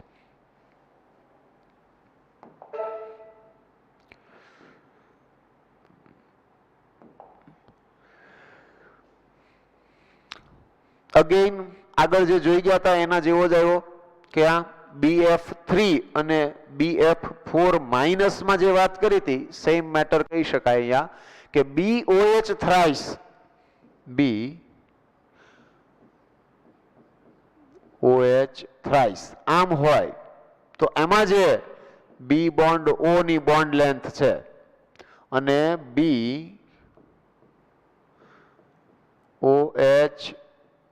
4 શું છે -1 તો એમાં જે બી બોન્ડ ઓ હોય એની બોન્ડ લેન્થ ટૂંકમાં આ બંનેની બોન્ડ લેન્થની કમ્પેરિઝન કરેલી છે શેની બોન્ડ લેન્થની સમજી ગયા બાકીનું કે હા આમાં શું થશે ઓક્સિજન પાસે તો લોન પેર હોય ને તો આ જે લોન પેર છે એ BOH થ્રાઇસ ની અંદર પોસિબલ છે કારણ કે બોરોન પાસે હજુ એમ્પ્ટી ઓર્બિટલ છે ખાલી કક્ષક છે એટલે ઓક્સિજન એની ખાલી કક્ષકમાં શું કરશે એના લોન પેર જે છે એના ઇલેક્ટ્રોન ડોનેટ કરશે મીન્સ કે બેક બોન્ડિંગ ત્યાં થશે એટલે પાર્શિયલ ડબલ બોન્ડ થશે અને પાર્શિયલ ડબલ બોન્ડ થશે તો બી બોન્ડ ઓ બોન્ડ લેન્થ આમાં ડિક્રીઝ થાય પણ જ્યારે BOH4 -1 બનાવે ત્યારે એની ખાલી ડી કક્ષકમાં તો OH માઇનસ એ ઇલેક્ટ્રોન પેર આપીને બોન્ડ બનાવી નાખ્યો હવે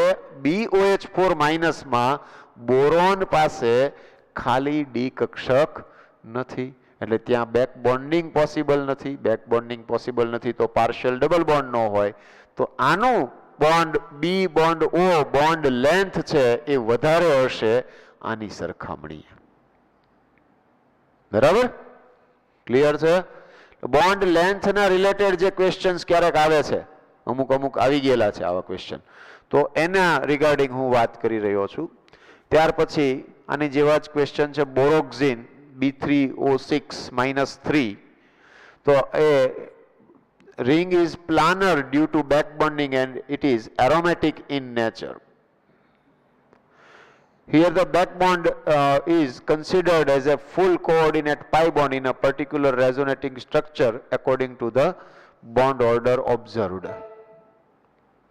શું કહેવા માંગે જોઈએ આપણે શું છે અહીંયા જુઓ તો B3O6 -3 આમ છે B3O6 -3 આમ થાય તો ઓક્સિજન પાસે જે લોન પેર છે એ લોન પેર આ બોરોનની ખાલી કક્ષકમાં આપે એમ્પ્ટી ડી ઓર્બિટલમાં એટલે અહીંયા કોઓર્ડિનેટ કોવેલેન્ટ બોન્ડ બન્યો અહીંયા પણ કોઓર્ડિનેટ કોવેલેન્ટ બોન્ડ અહીંયા પણ કોઓર્ડિનેટ કોવેલેન્ટ બોન્ડ બન્યો બરાબર એટલે અહીંયા આગળ ડબલ બોન્ડ આવ્યો તો double bond single bond double bond single bond double bond single bond કેવું થઈ ગયું બેન્ઝીન જેવી રચના થઈ ગઈ ને જો 6 મેમ્બર્ડ રિંગ થઈ ગઈ અને ઓલ્ટરનેટ ડબલ બોન્ડ થઈ ગયો બરાબર એટલે એ એરોમેટિક છે સો સિમિલરલી આ જે B3O6 -3 આયન જે છે એ જેમ શું કીધું આપણે એરોમેટિક છે એવી જ રીતે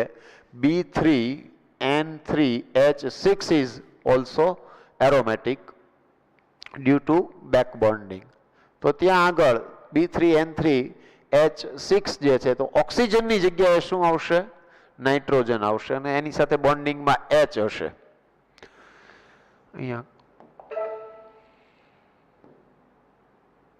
નથી. ઓકે, તો અહીંયા આગળ B3 બોરોન, નાઇટ્રોજન, બોરોન,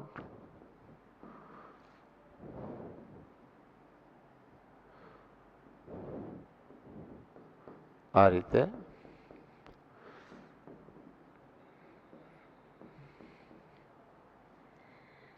બરાબર. અને અહીંયા હાઇડ્રોજન,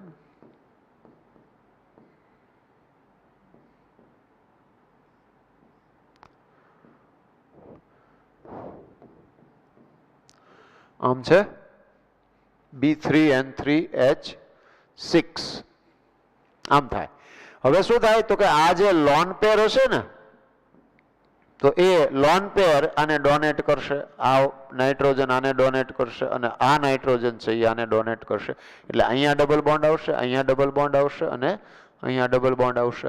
થઈ ગયા alternate double bond 6 membered ring છે એટલે આને એરોમેટિક ગણવામાં આવે છે. બરાબર, તો એ બેક બોન્ડિંગને લીધે એરોમેટિક ગણવામાં આવે છે.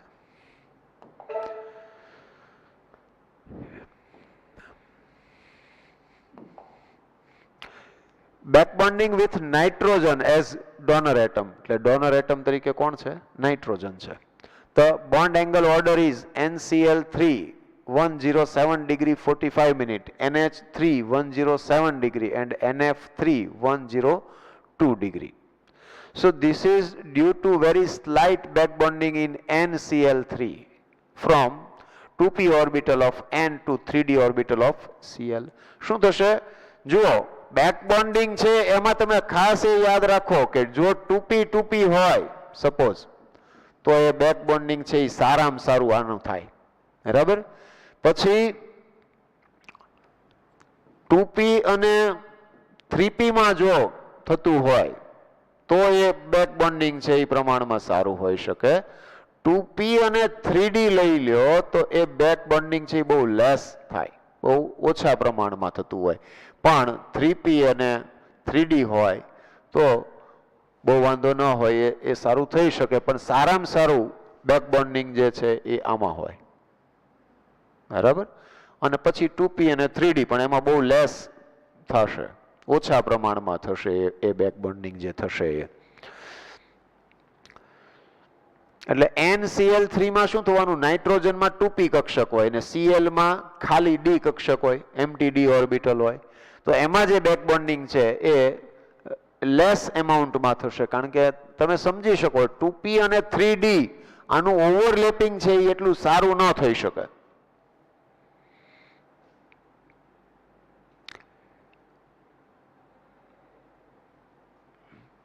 So this is due to very slight back bonding in NCl3 from 2p orbital of nitrogen to 3d orbital of chlorine, the extent of which is very less because only one lone pair is distributed over 3 chlorine atoms. બીજું શું છે કે એની પાસે એક જ lone pair છે કે જે ત્રણેય ક્લોરીન એટમ ઉપર ડિસ્ટ્રીબ્યુટ થશે, તો એના લીધે પણ ઓવરલેપિંગ લેસ થશે.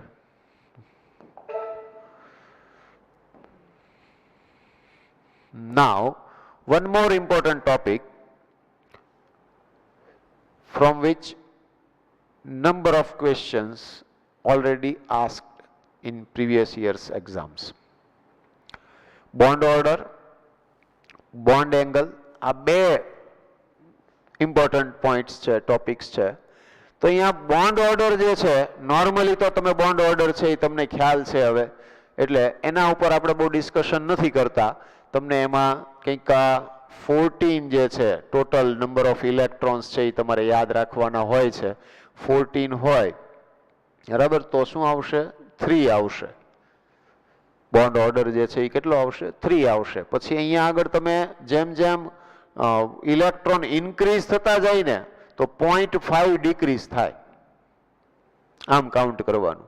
બરાબર, 14 એ 3 યાદ રાખી લેવાના, 15 એ 2.5, 16 હોય તો 2, બરાબર, 17 હોય તો 1.5 કોનો નંબર આવ્યો 18 હોય તો 1 પછી આમાં ઘટતા જાય તો આમ જ થાય 13 આવે તો 2.5 12 આવે તો 2 11 આવે તો 1.5 અને 10 હોય તો 1 આવું થશે બરાબર તો એ રીતે તમે એને કુલ ઇલેક્ટ્રોન ઉપરથી બહુ ઇઝીલી કરી શકશો બરાબર ઓકે આમાં જે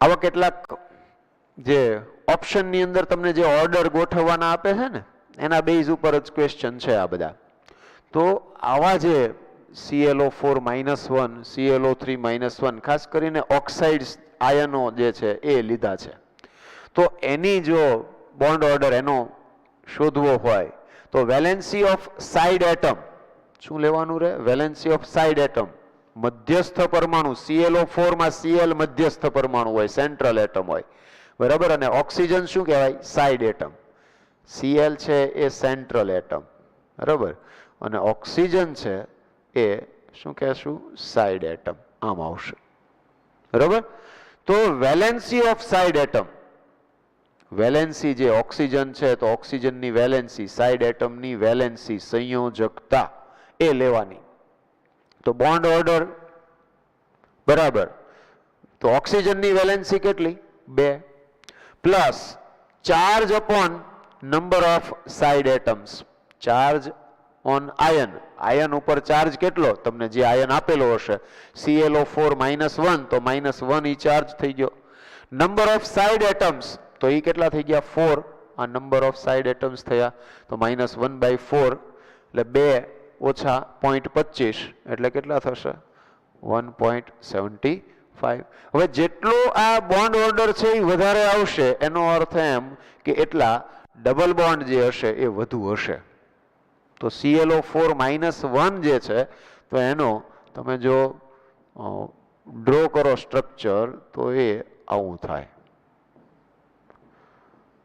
આમ બરાબર એટલે એનો અર્થ એમ થયો અને નંબર ઓફ રેઝોનેટિંગ સ્ટ્રક્ચર્સ લ્યો તો જેટલા સાઇડ એટમ હોય આ ટાઈપના આયન્સની અંદર જેટલા સાઇડ એટમ હોય એટલા નંબર ઓફ સ્ટ્રક્ચર્સ છે એ થશે રેઝોનેટિંગ સ્ટ્રક્ચર્સ ઓકે બીજું ClO3 -1 તો ClO3 -1 માં કેમ થશે બોન્ડ ઓર્ડર બરાબર તો કે સાઇડ એટમ છે એની વેલેન્સી તો કે 2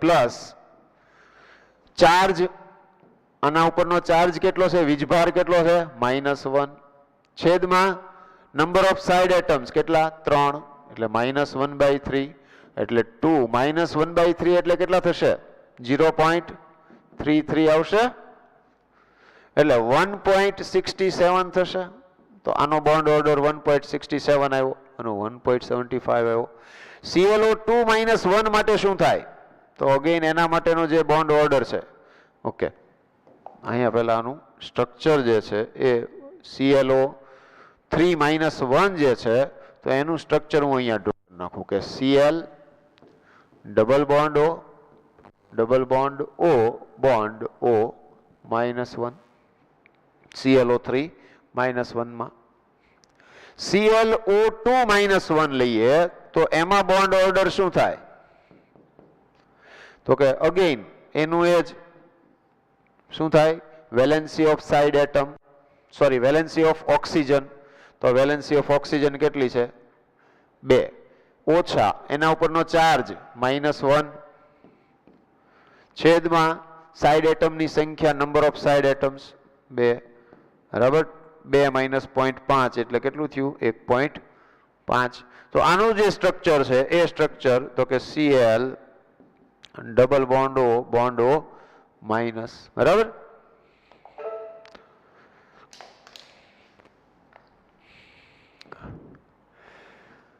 જુઓ તો તો ClO2 ClO3 -1 માં આ સ્ટ્રક્ચર આવશે, Cl double bond O, bond O માઇનસમાં આ રીતે આવશે, એટલે આ શું આવી જશે 1.5. તો આ જે આપણને મળ્યું વેલ્યુ, એક તો આપણને બોન્ડ ઓર્ડર મળી ગયો, જો સમજો હવે કઈ કઈ વસ્તુ આપણને મળી ગઈ. એક તો બોન્ડ ઓર્ડર મળી ગયો, રેઝોનેટિંગ સ્ટ્રક્ચર કેટલા આવે, તો આમાં 4 આવશે, આમાં 3 આવશે અને આમાં 2 આવશે, side atom, number of side atoms ઉપરથી. બોન્ડ ઓર્ડર છે એનો તમને ઓર્ડર ઇન્ક્રીઝિંગ કે ડિક્રીઝિંગ જે પછી આમાંથી કરવો હોય થઈ શકે. Okay, stability more important is, તમે જુઓ બોન્ડ ઓર્ડર ઉપરથી તમે સ્ટેબિલિટી છે એ નક્કી કરી શકશો. More is the bond order, more is the stability. બરાબર, તો સ્ટેબિલિટી જે છે એનો ઓર્ડર થઈ ગયો. Same way order of acidity, આ બધા જે છે એ એસિડ છે ને, તમે આમ કરી નાખો, આમાં HClO4, HClO3 અને HClO2 આમ પણ લઈ શકો, H પ્લસ એડ કરી દીધા. બોલો, તો એસિડિક કેરેક્ટરિસ્ટિક્સ જે છે એને પણ તમે બોન્ડ ઓર્ડર સાથે તમે રિલેટ કરી શકો. More is the bond order, more is the acidity. Bond order જેટલો વધુ એટલું એસિડિકતા વધુ.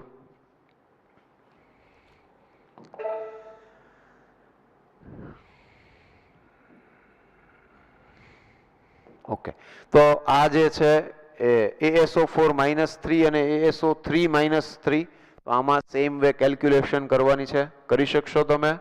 બરાબર, જો તો આમાં બોન્ડ ઓર્ડર છે એ એકમાં હું તમને કાઉન્ટ કરીને આપું. શું કરવાનું રહે બોન્ડ ઓર્ડર માટે? ઓક્સિજનના ઓક્સાઇડ્સ જ છે ને, આયન છે ને, એટલે વેલેન્સી ઓફ ઓક્સિજન કેટલો થાય 2 માઇનસ ચાર્જ -3. ઓકે, અને છેદમાં શું આવશે? સાઇડ એટમની સંખ્યા, નંબર ઓફ સાઇડ એટમ્સ 4, એટલે 2 માઇનસ 3/4. તો આ તમારો બોન્ડ ઓર્ડર થઈ જશે કોનો? ASO4 -3 નો. ASO3 -3 લઈ લ્યો તો એનોય બોન્ડ ઓર્ડર છે એ તમે આ જ રીતે કાઉન્ટ કરી શકો. શું કરવાનું રહે? ઓક્સિજનની વેલેન્સી 2 ઓછા એના ઉપરનો ચાર્જ 3 છેદમાં શું આવશે? Upon number of side atoms. બરાબર, સાઇડ એટમના પરમાણુની સંખ્યા, એટલે ઓક્સિજન 3 છે, એટલે અહીંયા 2 - 1 થશે, એટલે 1 આવશે.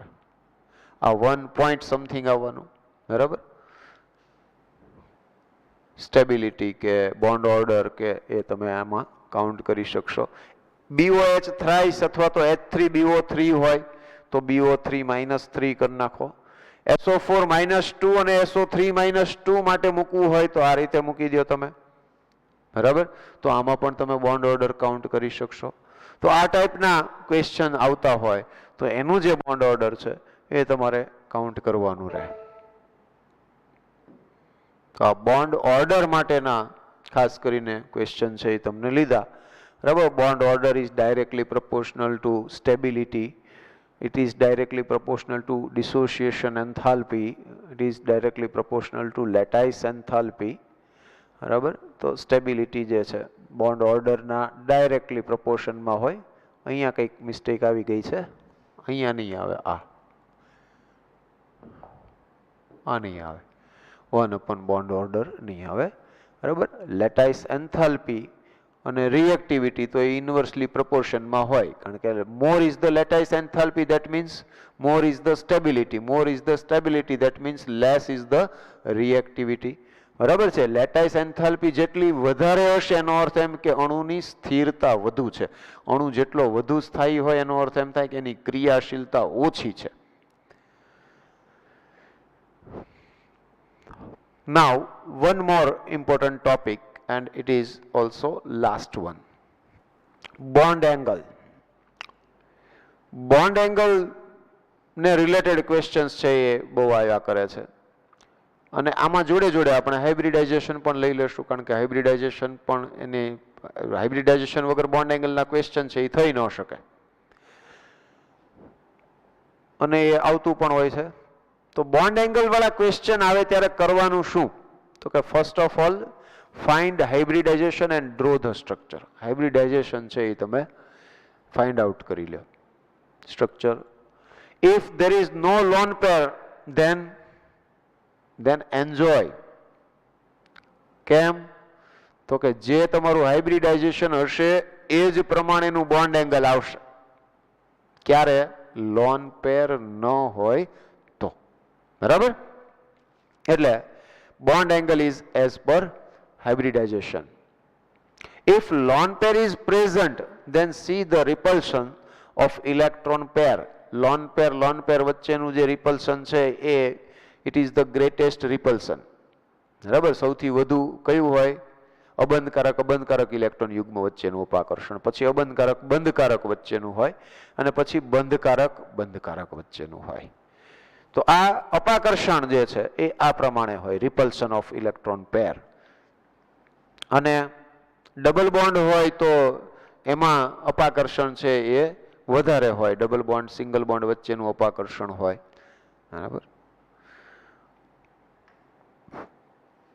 ત્યાર પછી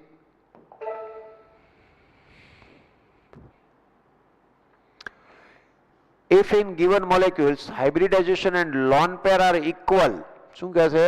હાઇબ્રિડાઇઝેશન સરખા આવ્યા, તમને જે ઓપ્શન આપ્યા 3-4 ઓપ્શનમાં આપી દે અને તમને એમ કે આનું તમે બોન્ડ એંગલ પ્રમાણે ઓર્ડરમાં ગોઠવો. પ્રશ્ન આવે એ મોટા ભાગે આવા આવે. બરાબર? બંધ કોણને યોગ્ય ક્રમમાં ગોઠવો, એમ કરેક્ટ ઓર્ડર કયો છે એવા પ્રકારના. તો તમારે પહેલા તો તમે હાઇબ્રિડાઇઝેશન છે એ ફાઇન્ડ આઉટ કરી લ્યો. ઓકે, હાઇબ્રિડાઇઝેશન તમને મળી ગયું એટલે તમે લોન પેર છે એ શોધો. હવે લોન પેર એ સરખી આવી ને હાઇબ્રિડાઇઝેશન એ સરખા આવ્યા તો શું કરવાનું? If central atom is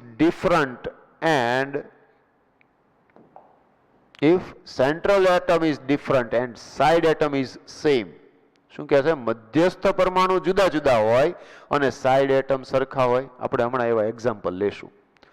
તો central atom is different and side atom is same. તો bond angle is inversely proportional to size of central atom. Means કે central atom ની size વધતી જાય એમ bond angle ઘટતો જાય. ખ્યાલ આવે છે? central atom જે છે એની size વધતી જાય એમ bond angle છે એ ઘટતો જાય. તો અહીંયા આગળ if central atom is different and side atom is same. If central atom is common, એટલે it remains same, but side atom is different, then bond angle is directly proportional to size of side atom. એટલે size જે side atom ની size વધતી જશે તો bond angle પણ વધતો જશે. ક્યારે? તો કે સેન્ટ્રલ એટમ જે છે એ કોમન હોય પણ એની સાથે જોડાયેલો જે પરમાણુ આવતો હોય એ કેવો હોય? જુદો જુદો હોય. તો શું થશે? તો બોન્ડ એંગલ જે છે એ ડાયરેક્ટલી પ્રોપોર્શનલ ટુ શું આવશે? Size off side atom.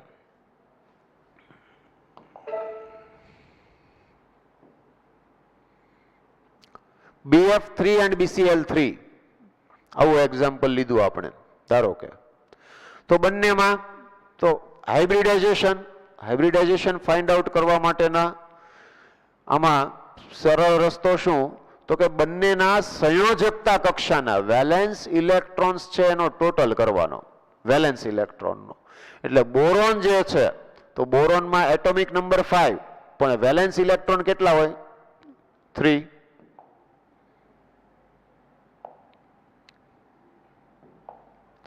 તો અહીંયા આગળ 3 પ્લસ ફ્લોરિન જે છે એ ફ્લોરિનના કેટલા થાય? વેલેન્સ ઇલેક્ટ્રોન સંયોજકતા કક્ષાના 7. એટલે 3 ગુણ્યા 7 કરવાના કારણ કે BF3 છે. કેટલા થઈ જશે? 24. 7 તેરી 21 ને 3 24 થશે.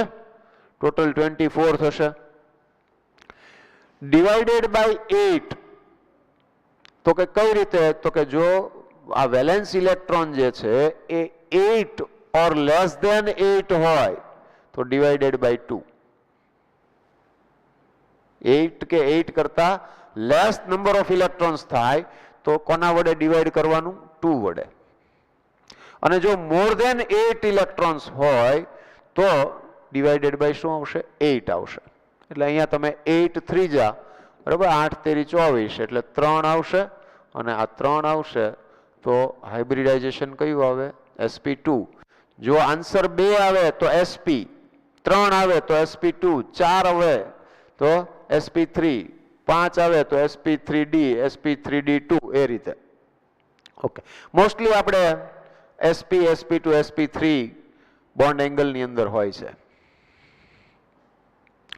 બંનેમાં હાઇબ્રિડાઇઝેશન છે એ જુઓ તો સરખા જ આવે આમાં તમે કાઉન્ટ કરી લ્યો કે નહીં કરવા પડે ફ્લોરિન અને ક્લોરિન સિમિલર ગ્રુપના છે તો આઉટર મોસ્ટ ઓર્બિટમાં તો સેમ નંબર ઓફ ઇલેક્ટ્રોન્સ હોય ને બરોબર ને ભાઈ એક જ સમૂહના સભ્યો છે તો બેયના સંયોજકતા કક્ષાના ઇલેક્ટ્રોનની સંખ્યા સરખી હોય તો આ બંનેમાં સંયોજકતા કક્ષાના ઇલેક્ટ્રોનને આ બધું સરખું જ આવશે તો હાઇબ્રિડાઇઝેશન બેયમાં સરખું આવ્યું અને મધ્યસ્થ પરમાણુ પાસે લોન પેર તો છે નહીં મેં કીધું ને પહેલું જ તે કે લોન પેર ન હોય બરોબર અને હાઇબ્રિડાઇઝેશન હોય માત્ર જોવાનું તો હાઇબ્રિડાઇઝેશન પ્રમાણે જ એના બોન્ડ એંગલ આવે એટલે તો એન્જોય કરવાનું મળી ગયો જવાબ બહુ ઇઝીલી બરાબર તો આ બંનેના બોન્ડ એંગલ કેવા આવશે સરખા આવશે but what about SO2 and SO3 for SO2 and SO3 તો SO2 અને SO3 જે છે તો એક તો એના સલ્ફર જે છે તો એ સલ્ફર પાસે સંયોજકતા કક્ષામાં ઇલેક્ટ્રોન 6 બરાબર 6 ઇલેક્ટ્રોન ઓક્સિજનમાં એમાંય 6 હોય ઇન્ટુ 2 એટલે 12 plus 6 it is 18 divided by 8 8 2 જા બરાબર 8 દુ 16 2 વધશે બરાબર તો એને પાછા 2 કે 2 કરતા વધુ શેષ વધે ને ઇંગ્લિશમાં શું કહેવાય મને નથી ખબર ભાઈ બરાબર પણ આમાં 18 માઇનસ 16 કરો એટલે 2 રહેશે તો એને ડિવાઇડેડ બાય અગેન શું કરવાનું 2 એટલે 1 આવશે એટલે 2 પ્લસ 1 મીન્સ ઇક્વલ ટુ શું આવી ગયું 3 that means hybridization is sp2 તો અહીંયા આગળ આ s double bond o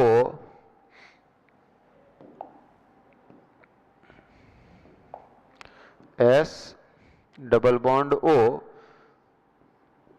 single bond o બરાબર તો અહીંયા આગળ સલ્ફર જે છે એ સલ્ફર પાસે લોન પેર હશે ને એક sulphur has one lone pair SO3 ની અંદર કાઉન્ટ કરો તો SO3 ની અંદર 6 પ્લસ 6 3 6 તેરી 18 18 ને 6 24 ભાગ્યા 8 8 તેરી 24 હાલે લે આમાં sp2 આવ્યું એટલે ભાઈ બેયમાં sp2 હાઇબ્રિડાઇઝેશન આવતું હોય તો બંનેના બોન્ડ એંગલ સરખા ન થવા જોઈએ નહીં થાય કેમ નહીં થાય કારણ કે SO3 જે છે આ જે વાત કરી એ કોની વાત કરી SO3 ની અને SO3 ની અંદર શું થશે S ડબલ બોન્ડ O આમ આવશે અથવા તો અહીંયા બે જગ્યાએ બતાવે પણ ઇન શોર્ટ SO3 ની અંદર સલ્ફર પાસે લોન પેર નથી અને અહીંયા આગળ સલ્ફર પાસે લોન પેર છે બરાબર અને લોન પેર હોય તો શું થાય તો રિપલ્શન લાગે અપાકર્ષણ થાય અને અપાકર્ષણ થાય તો બોન્ડ એંગલ ઘટે બરાબર જ્યારે આમાં એવું અપાકર્ષણ થશે નહીં તો અહીંયા શું થશે SO3 જે હશે એનો બોન્ડ એંગલ છે એ SO2 કરતા કેવો હશે વધારે ક્લિયર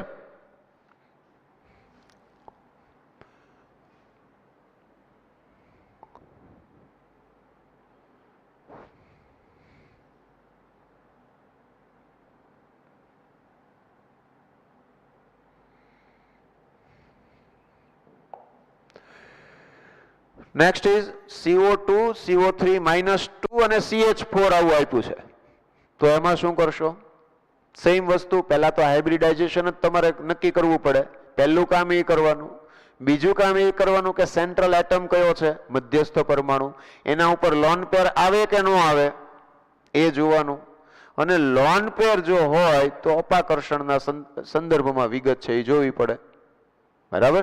લોન પેર નથી તો કોઈ પ્રોબ્લેમ નથી.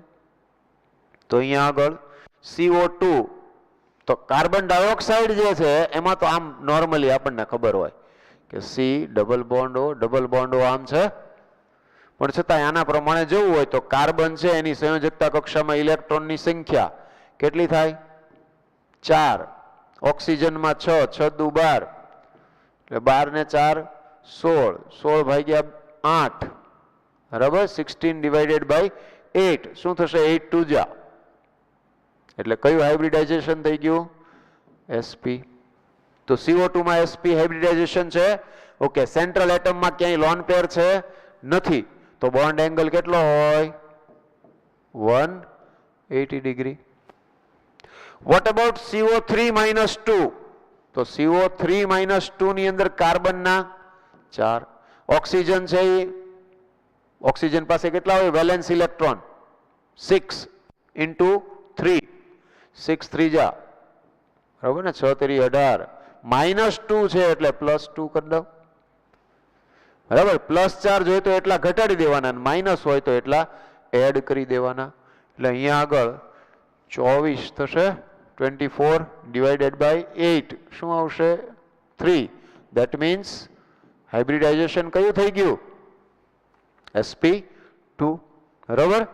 તો અહીંયા આગળ C ડબલ બોન્ડ O -1 અને બોન્ડ O -1 આવું સ્ટ્રક્ચર હોય CO3 -2 નું. ઓકે, તો અહીંયા CO3 -2 હાઇબ્રિડાઇઝેશન sp2 છે. અને CH4, હવે CH4 તો એટલો બધો ફેમસ છે, પોપ્યુલર છે કે એ આપણે કંઈ કરવાની જરૂર જ નથી કે CH4 હોય તો એમાં હાઇબ્રિડાઇઝેશન કયું હોય? sp3. તો જુઓ તો આ તો હાઇબ્રિડાઇઝેશન ઉપરથી પણ ગોઠવાઈ જાય, sp2 અને sp3, બરાબર. તો બોન્ડ એંગલનો ઓર્ડર કયો આવી ગયો? ક્લિયર છે, બરાબર.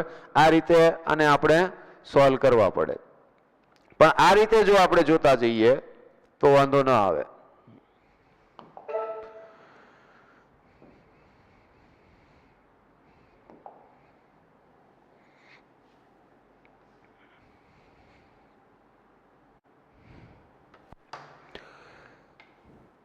NH2 માઇનસ, NH3 અને NH4 પ્લસ, આને બહુ ઇઝીલી કરી લઈએ. તો NH3 વેલ નોન છે આપણા માટે કે NH3 જે છે એમાં શું હશે? તો કે નાઇટ્રોજન ઉપર એક લોન પેર છે અને N bond H, N bond H અને N બોન્ડ H આમ છે NH3. અને sp3 હાઇબ્રિડાઇઝેશન છે, પણ sp3 હાઇબ્રિડાઇઝેશન હોવા છતાં આમાં પાછું એક લોન પેર છે. તો NH2 માઇનસમાં શું થયું હોય? H પ્લસ નીકળી ગયો હોય, અને H પ્લસ નીકળી જાય તો આ લોન પેરના ફોર્મમાં જ આવે ને નાઇટ્રોજન ઉપર. એટલે NH2 માઇનસ જે હોય તો એમાં એવું સમજો કે NH2 આમ થઈ ગઈ, બે લોન પેર થઈ ગઈ હવે, બરાબર. અને NH4 પ્લસમાં શું થાય? તો કે NH4 પ્લસ ની અંદર એક બંધ તો સહવર્ગ સહસંયોજક થઈ ગયો હોય, કારણ કે એના માટેનું ઇલેક્ટ્રોન યુગ્મ કોણે આપ્યું? નાઇટ્રોજને લોન પેરના ફોર્મમાં. એટલે આ જે છે એ આમ આવી ગયું NH4 પ્લસમાં. એટલે અહીંયા sp3 હાઇબ્રિડાઇઝેશન છે, પણ રિપલ્શન સૌથી વધુ શેમાં છે? સૌથી વધુ આમાં છે. એટલે બંધ કોણ સૌથી ઓછો કોનો થશે? NH2 માઇનસ નો થશે, કારણ કે બે લોન પેર આવી, જેટલી લોન પેર વધારે છે અપાકર્ષણ વધુ, બંધ કોણ ઘટશે, બરાબર. આ બે વચ્ચે અપાકર્ષણ થાય અને આ બંને વચ્ચે પણ અપાકર્ષણ થાય, તો આનું બંધ કોણ જે છે એ NH3 કરતા ઓછો હશે. NH3 માં એક જ લોન પેર છે, પણ આમાં એકેય નથી. એનો અર્થ એમ કે આ જે છે એનો બોન્ડ એંગલ NH3 જે છે એના કરતા વધુ થશે, આ રીતે. તો આપણને બહુ ઇઝીલી ખ્યાલ આવી ગયો.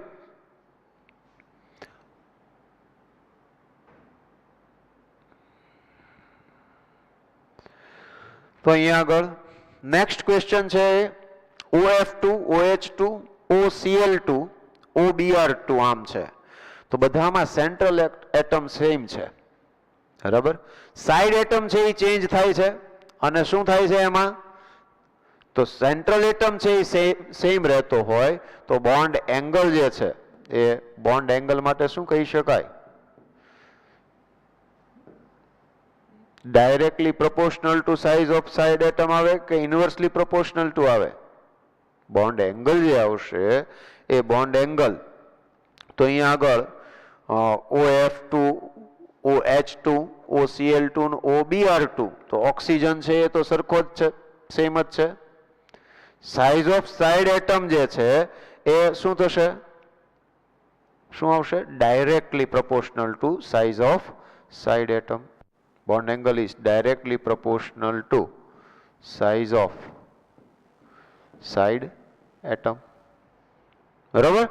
તો એના પ્રમાણે તમે જોતા જાઓ તો શું થવું જોઈએ, સાઇડ એટમ જે છે એ સાઇડ એટમની સાઇઝ જેમ વધતી જાય એમ બોન્ડ એંગલ વધતો જાય, બરાબર. એટલે તમને આ પ્રમાણેનું જોવા જાવ તો આવવું જોઈએ. પણ અહીંયા એક લિટલ બીટ ચેન્જ આવ્યો. શું થયું, તો કે જ્યારે જ્યારે ફ્લોરિન વાળા સંયોજન હશે ને તો એનો કમ્પેરિઝન આવતી હશે આ ટાઈપની, તો એમાં એનો બોન્ડ એંગલ સૌથી નાનો હોય, કારણ કે ફ્લોરિનની વિદ્યુત ઋણતા સૌથી વધુ, એટલે બંધ લંબાઈ ઘટે. બંધ લંબાઈ ઘટે એટલે શું થશે, તો અહીંયા બંધકોણ જે છે એ OF2 જે છે એ OF2 નો બંધકોણ જે છે એ સૌથી ઓછો આવશે, બરાબર. એટલે OF2 પછી OH2 પછી OCl2 અને OBr2 એમ થશે. ક્લિયર. તો bond angle is directly proportional to size off side atom.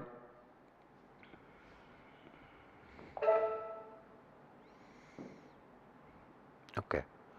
તો અહીંયા આગળ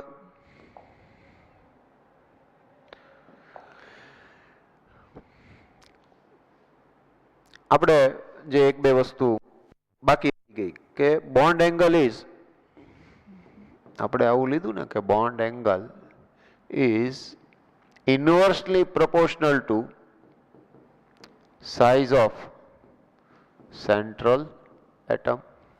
મીન્સ કે સાઇડ એટમ જે છે એ રિમેઇન સેમ, એ બદલાતો નથી, અને સેન્ટ્રલ એટમ છે એ બદલાતો જાય. તો સેન્ટ્રલ એટમ જે હોય એનું જેમ જેમ શું થતું જાય, તો કે એનો સાઇઝ વધતી જાય. તો સાઇઝ વધતી જાય તો એનું બોન્ડ એંગલ છે એ ઘટતો જશે. ફોર એક્ઝામ્પલ NCl3 આપણને આવું આપેલું હોય, NCl3 NBr3 અને NI3 આમ આપેલું હોય, બરાબર. અને તમને એવું કહે કે આનો બોન્ડ એંગલ છે એનો ઓર્ડર લખો, કરેક્ટ ઓર્ડર. તો શું થાય, તો તમે જુઓ કે અહીંયા અહીંયા આગળ સેન્ટ્રલ એટમ જે છે એ સેમ છે. સોરી, એક્ઝામ્પલ જુદું લેવાઈ ગયું, કાંઈ નહીં, કરી તો નાખીએ સોલ્વ. આપણે હમણાં જ લીધું bond angle is directly proportional to size off side atom, એટલે સાઇડ એટમની જેમ જેમ સાઇઝ વધતી જાય એમ બોન્ડ એંગલ વધતો જાય. એટલે NCl3 જે છે, બરોબર ને, Cl કરતા Br ની સાઇઝ વધારે અને Br કરતા I ની સાઇઝ વધારે. જેમ જેમ સાઇઝ વધતી જાય ક્યાં, સાઇડ એટમની, તો એનો બોન્ડ એંગલ છે એ ઇન્ક્રીઝ થતો જશે. સેન્ટ્રલ એટમ સેમ રહેવો જોઈએ. ક્લિયર. ઓકે. અને હા, NCl3 PCl3 AsCl3 હવે થઈ ગયું ને. નાઇટ્રોજન, ફોસ્ફરસ, આર્સેનિક અને એના ક્લોરાઇડ. તો હવે શું થઈ ગયા, સેન્ટ્રલ એટમ છે એ ચેન્જ થાય છે અને સાઇડ એટમ છે એ કેવા રહે છે, સરખા રહે છે. તો શું થશે, સાઇઝ ઓફ સેન્ટ્રલ એટમ સાથે બોન્ડ એંગલ કેવો છે, ઇન્વર્સલી પ્રોપોર્શનલમાં છે. ધેટ મીન્સ કે જેમ જેમ સાઇઝ વધતી જશે એમ બોન્ડ એંગલ ઘટતો જશે. તો અહીંયા આગળ બોન્ડ એંગલમાં ઓર્ડર શું આવશે? NCl3 નો PCl3 કરતા અને PCl3 જે છે એની AsCl3 કરતા એનો બોન્ડ એંગલ જે હશે એ કેવો આવશે? વધારે આવશે. બરાબર. પછી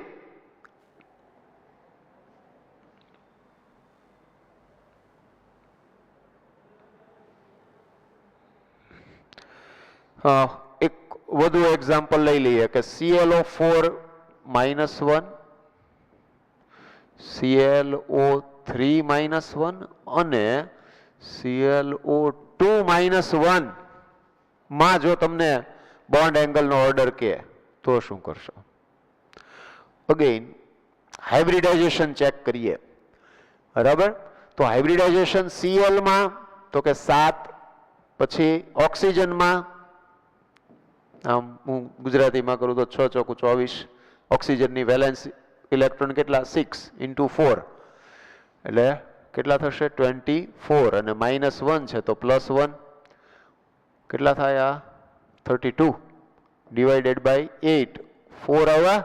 દેટ મીન્સ sp3 હાઇબ્રિડાઇઝેશન. હવે રિમેનિંગ જેટલા છે એના કાઉન્ટ કરી લ્યો. 6 તેરી 18 ને 7 25 ને 1 26, 26 ભાગ્યા 8 કરો એટલે 8 તેરી 24 અને 2 વધ્યા એટલે 2 એકા 2 sp3. બરાબર. 8 દુ 16, 16 ને 4 20 ને 3 23 ને 1 24. અરે હા 6 આવે ને. 6 દુ 12, 12 ને 7 19 ને 1 20, 20 ભાગ્યા 8, 8 દુ 16 ને 2 દુ 4, 4 બાકી વધ્યા. એટલે અગેન આમાં પણ શું થશે? હાઇબ્રિડાઇઝેશન sp3 થશે. ઓહો, 3 3 માં હાઇબ્રિડાઇઝેશન તો સરખું જ આવ્યું, કાંઈ વાંધો નહીં. એના સ્ટ્રક્ચર ડ્રો કરીએ તો ClO4 -1 માં કેમ થાય? તો કે Cl double bond O double bond O double bond O bond O minus, એકેય લોન પેર નથી. What about ClO3 -1? તો કે Cl double bond O double bond O bond O -1. Chlorine પાસે સંયોજકતા કક્ષામાં કેટલા ઇલેક્ટ્રોન હોય? Valence electron 7. 2 + 2 + 1 કેટલા થયા? 5. તો આ એક લોન પેર આવી ગઈ ને. આમાં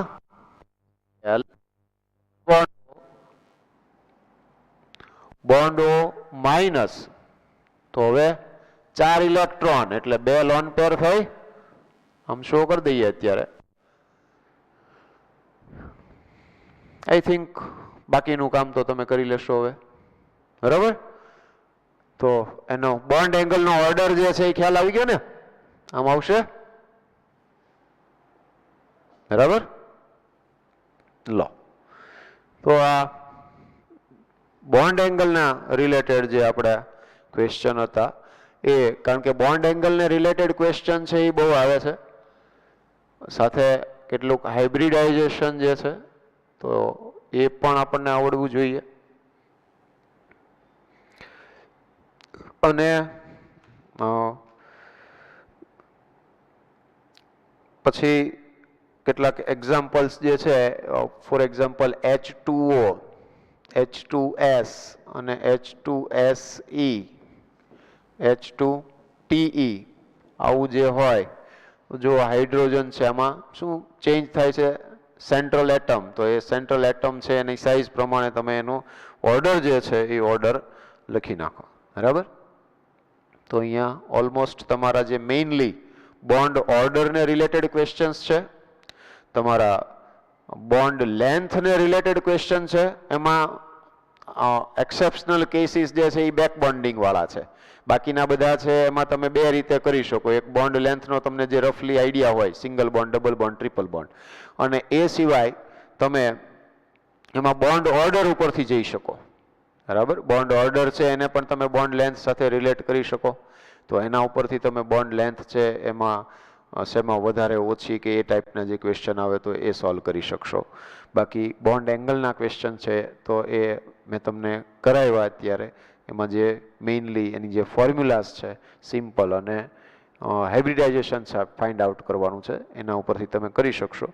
તો ઓવરઓલ તમે આમાં એક ક્વેશ્ચન મેં તમને નીટ JEE વાળો ન કરાવ્યો કારણ કે તમે number of times A question છે એ કરી લીધા છે, એટલે એવા ક્વેશ્ચન મેં તમને એવા ટોપિક્સ ઉપર હું તમને લઈ ગયો કે જેમાંથી ક્વેશ્ચન વધુમાં વધુ આવે છે, તો એને કેવી રીતે સોલ્વ કરી શકાય અને એમાં ક્યાંક ક્યાંક કદાચ તમારે એ વસ્તુ ભણવામાં ન આવી હોય, મારા ધ્યાનમાં એવું હતું, મે બી ભણી ગયા હોય તો પણ મને ખબર નથી, પણ મેં મારી રીતે તમને આ જે ઓવરઓલ ચેપ્ટર છે એમાં જે પૂછાય છે પ્રશ્નો એના અનુસંધાને જ મેં સૌથી વધુ અહીંયા આગળ મેટર્સ છે એ ડિસ્કસ કરી છે.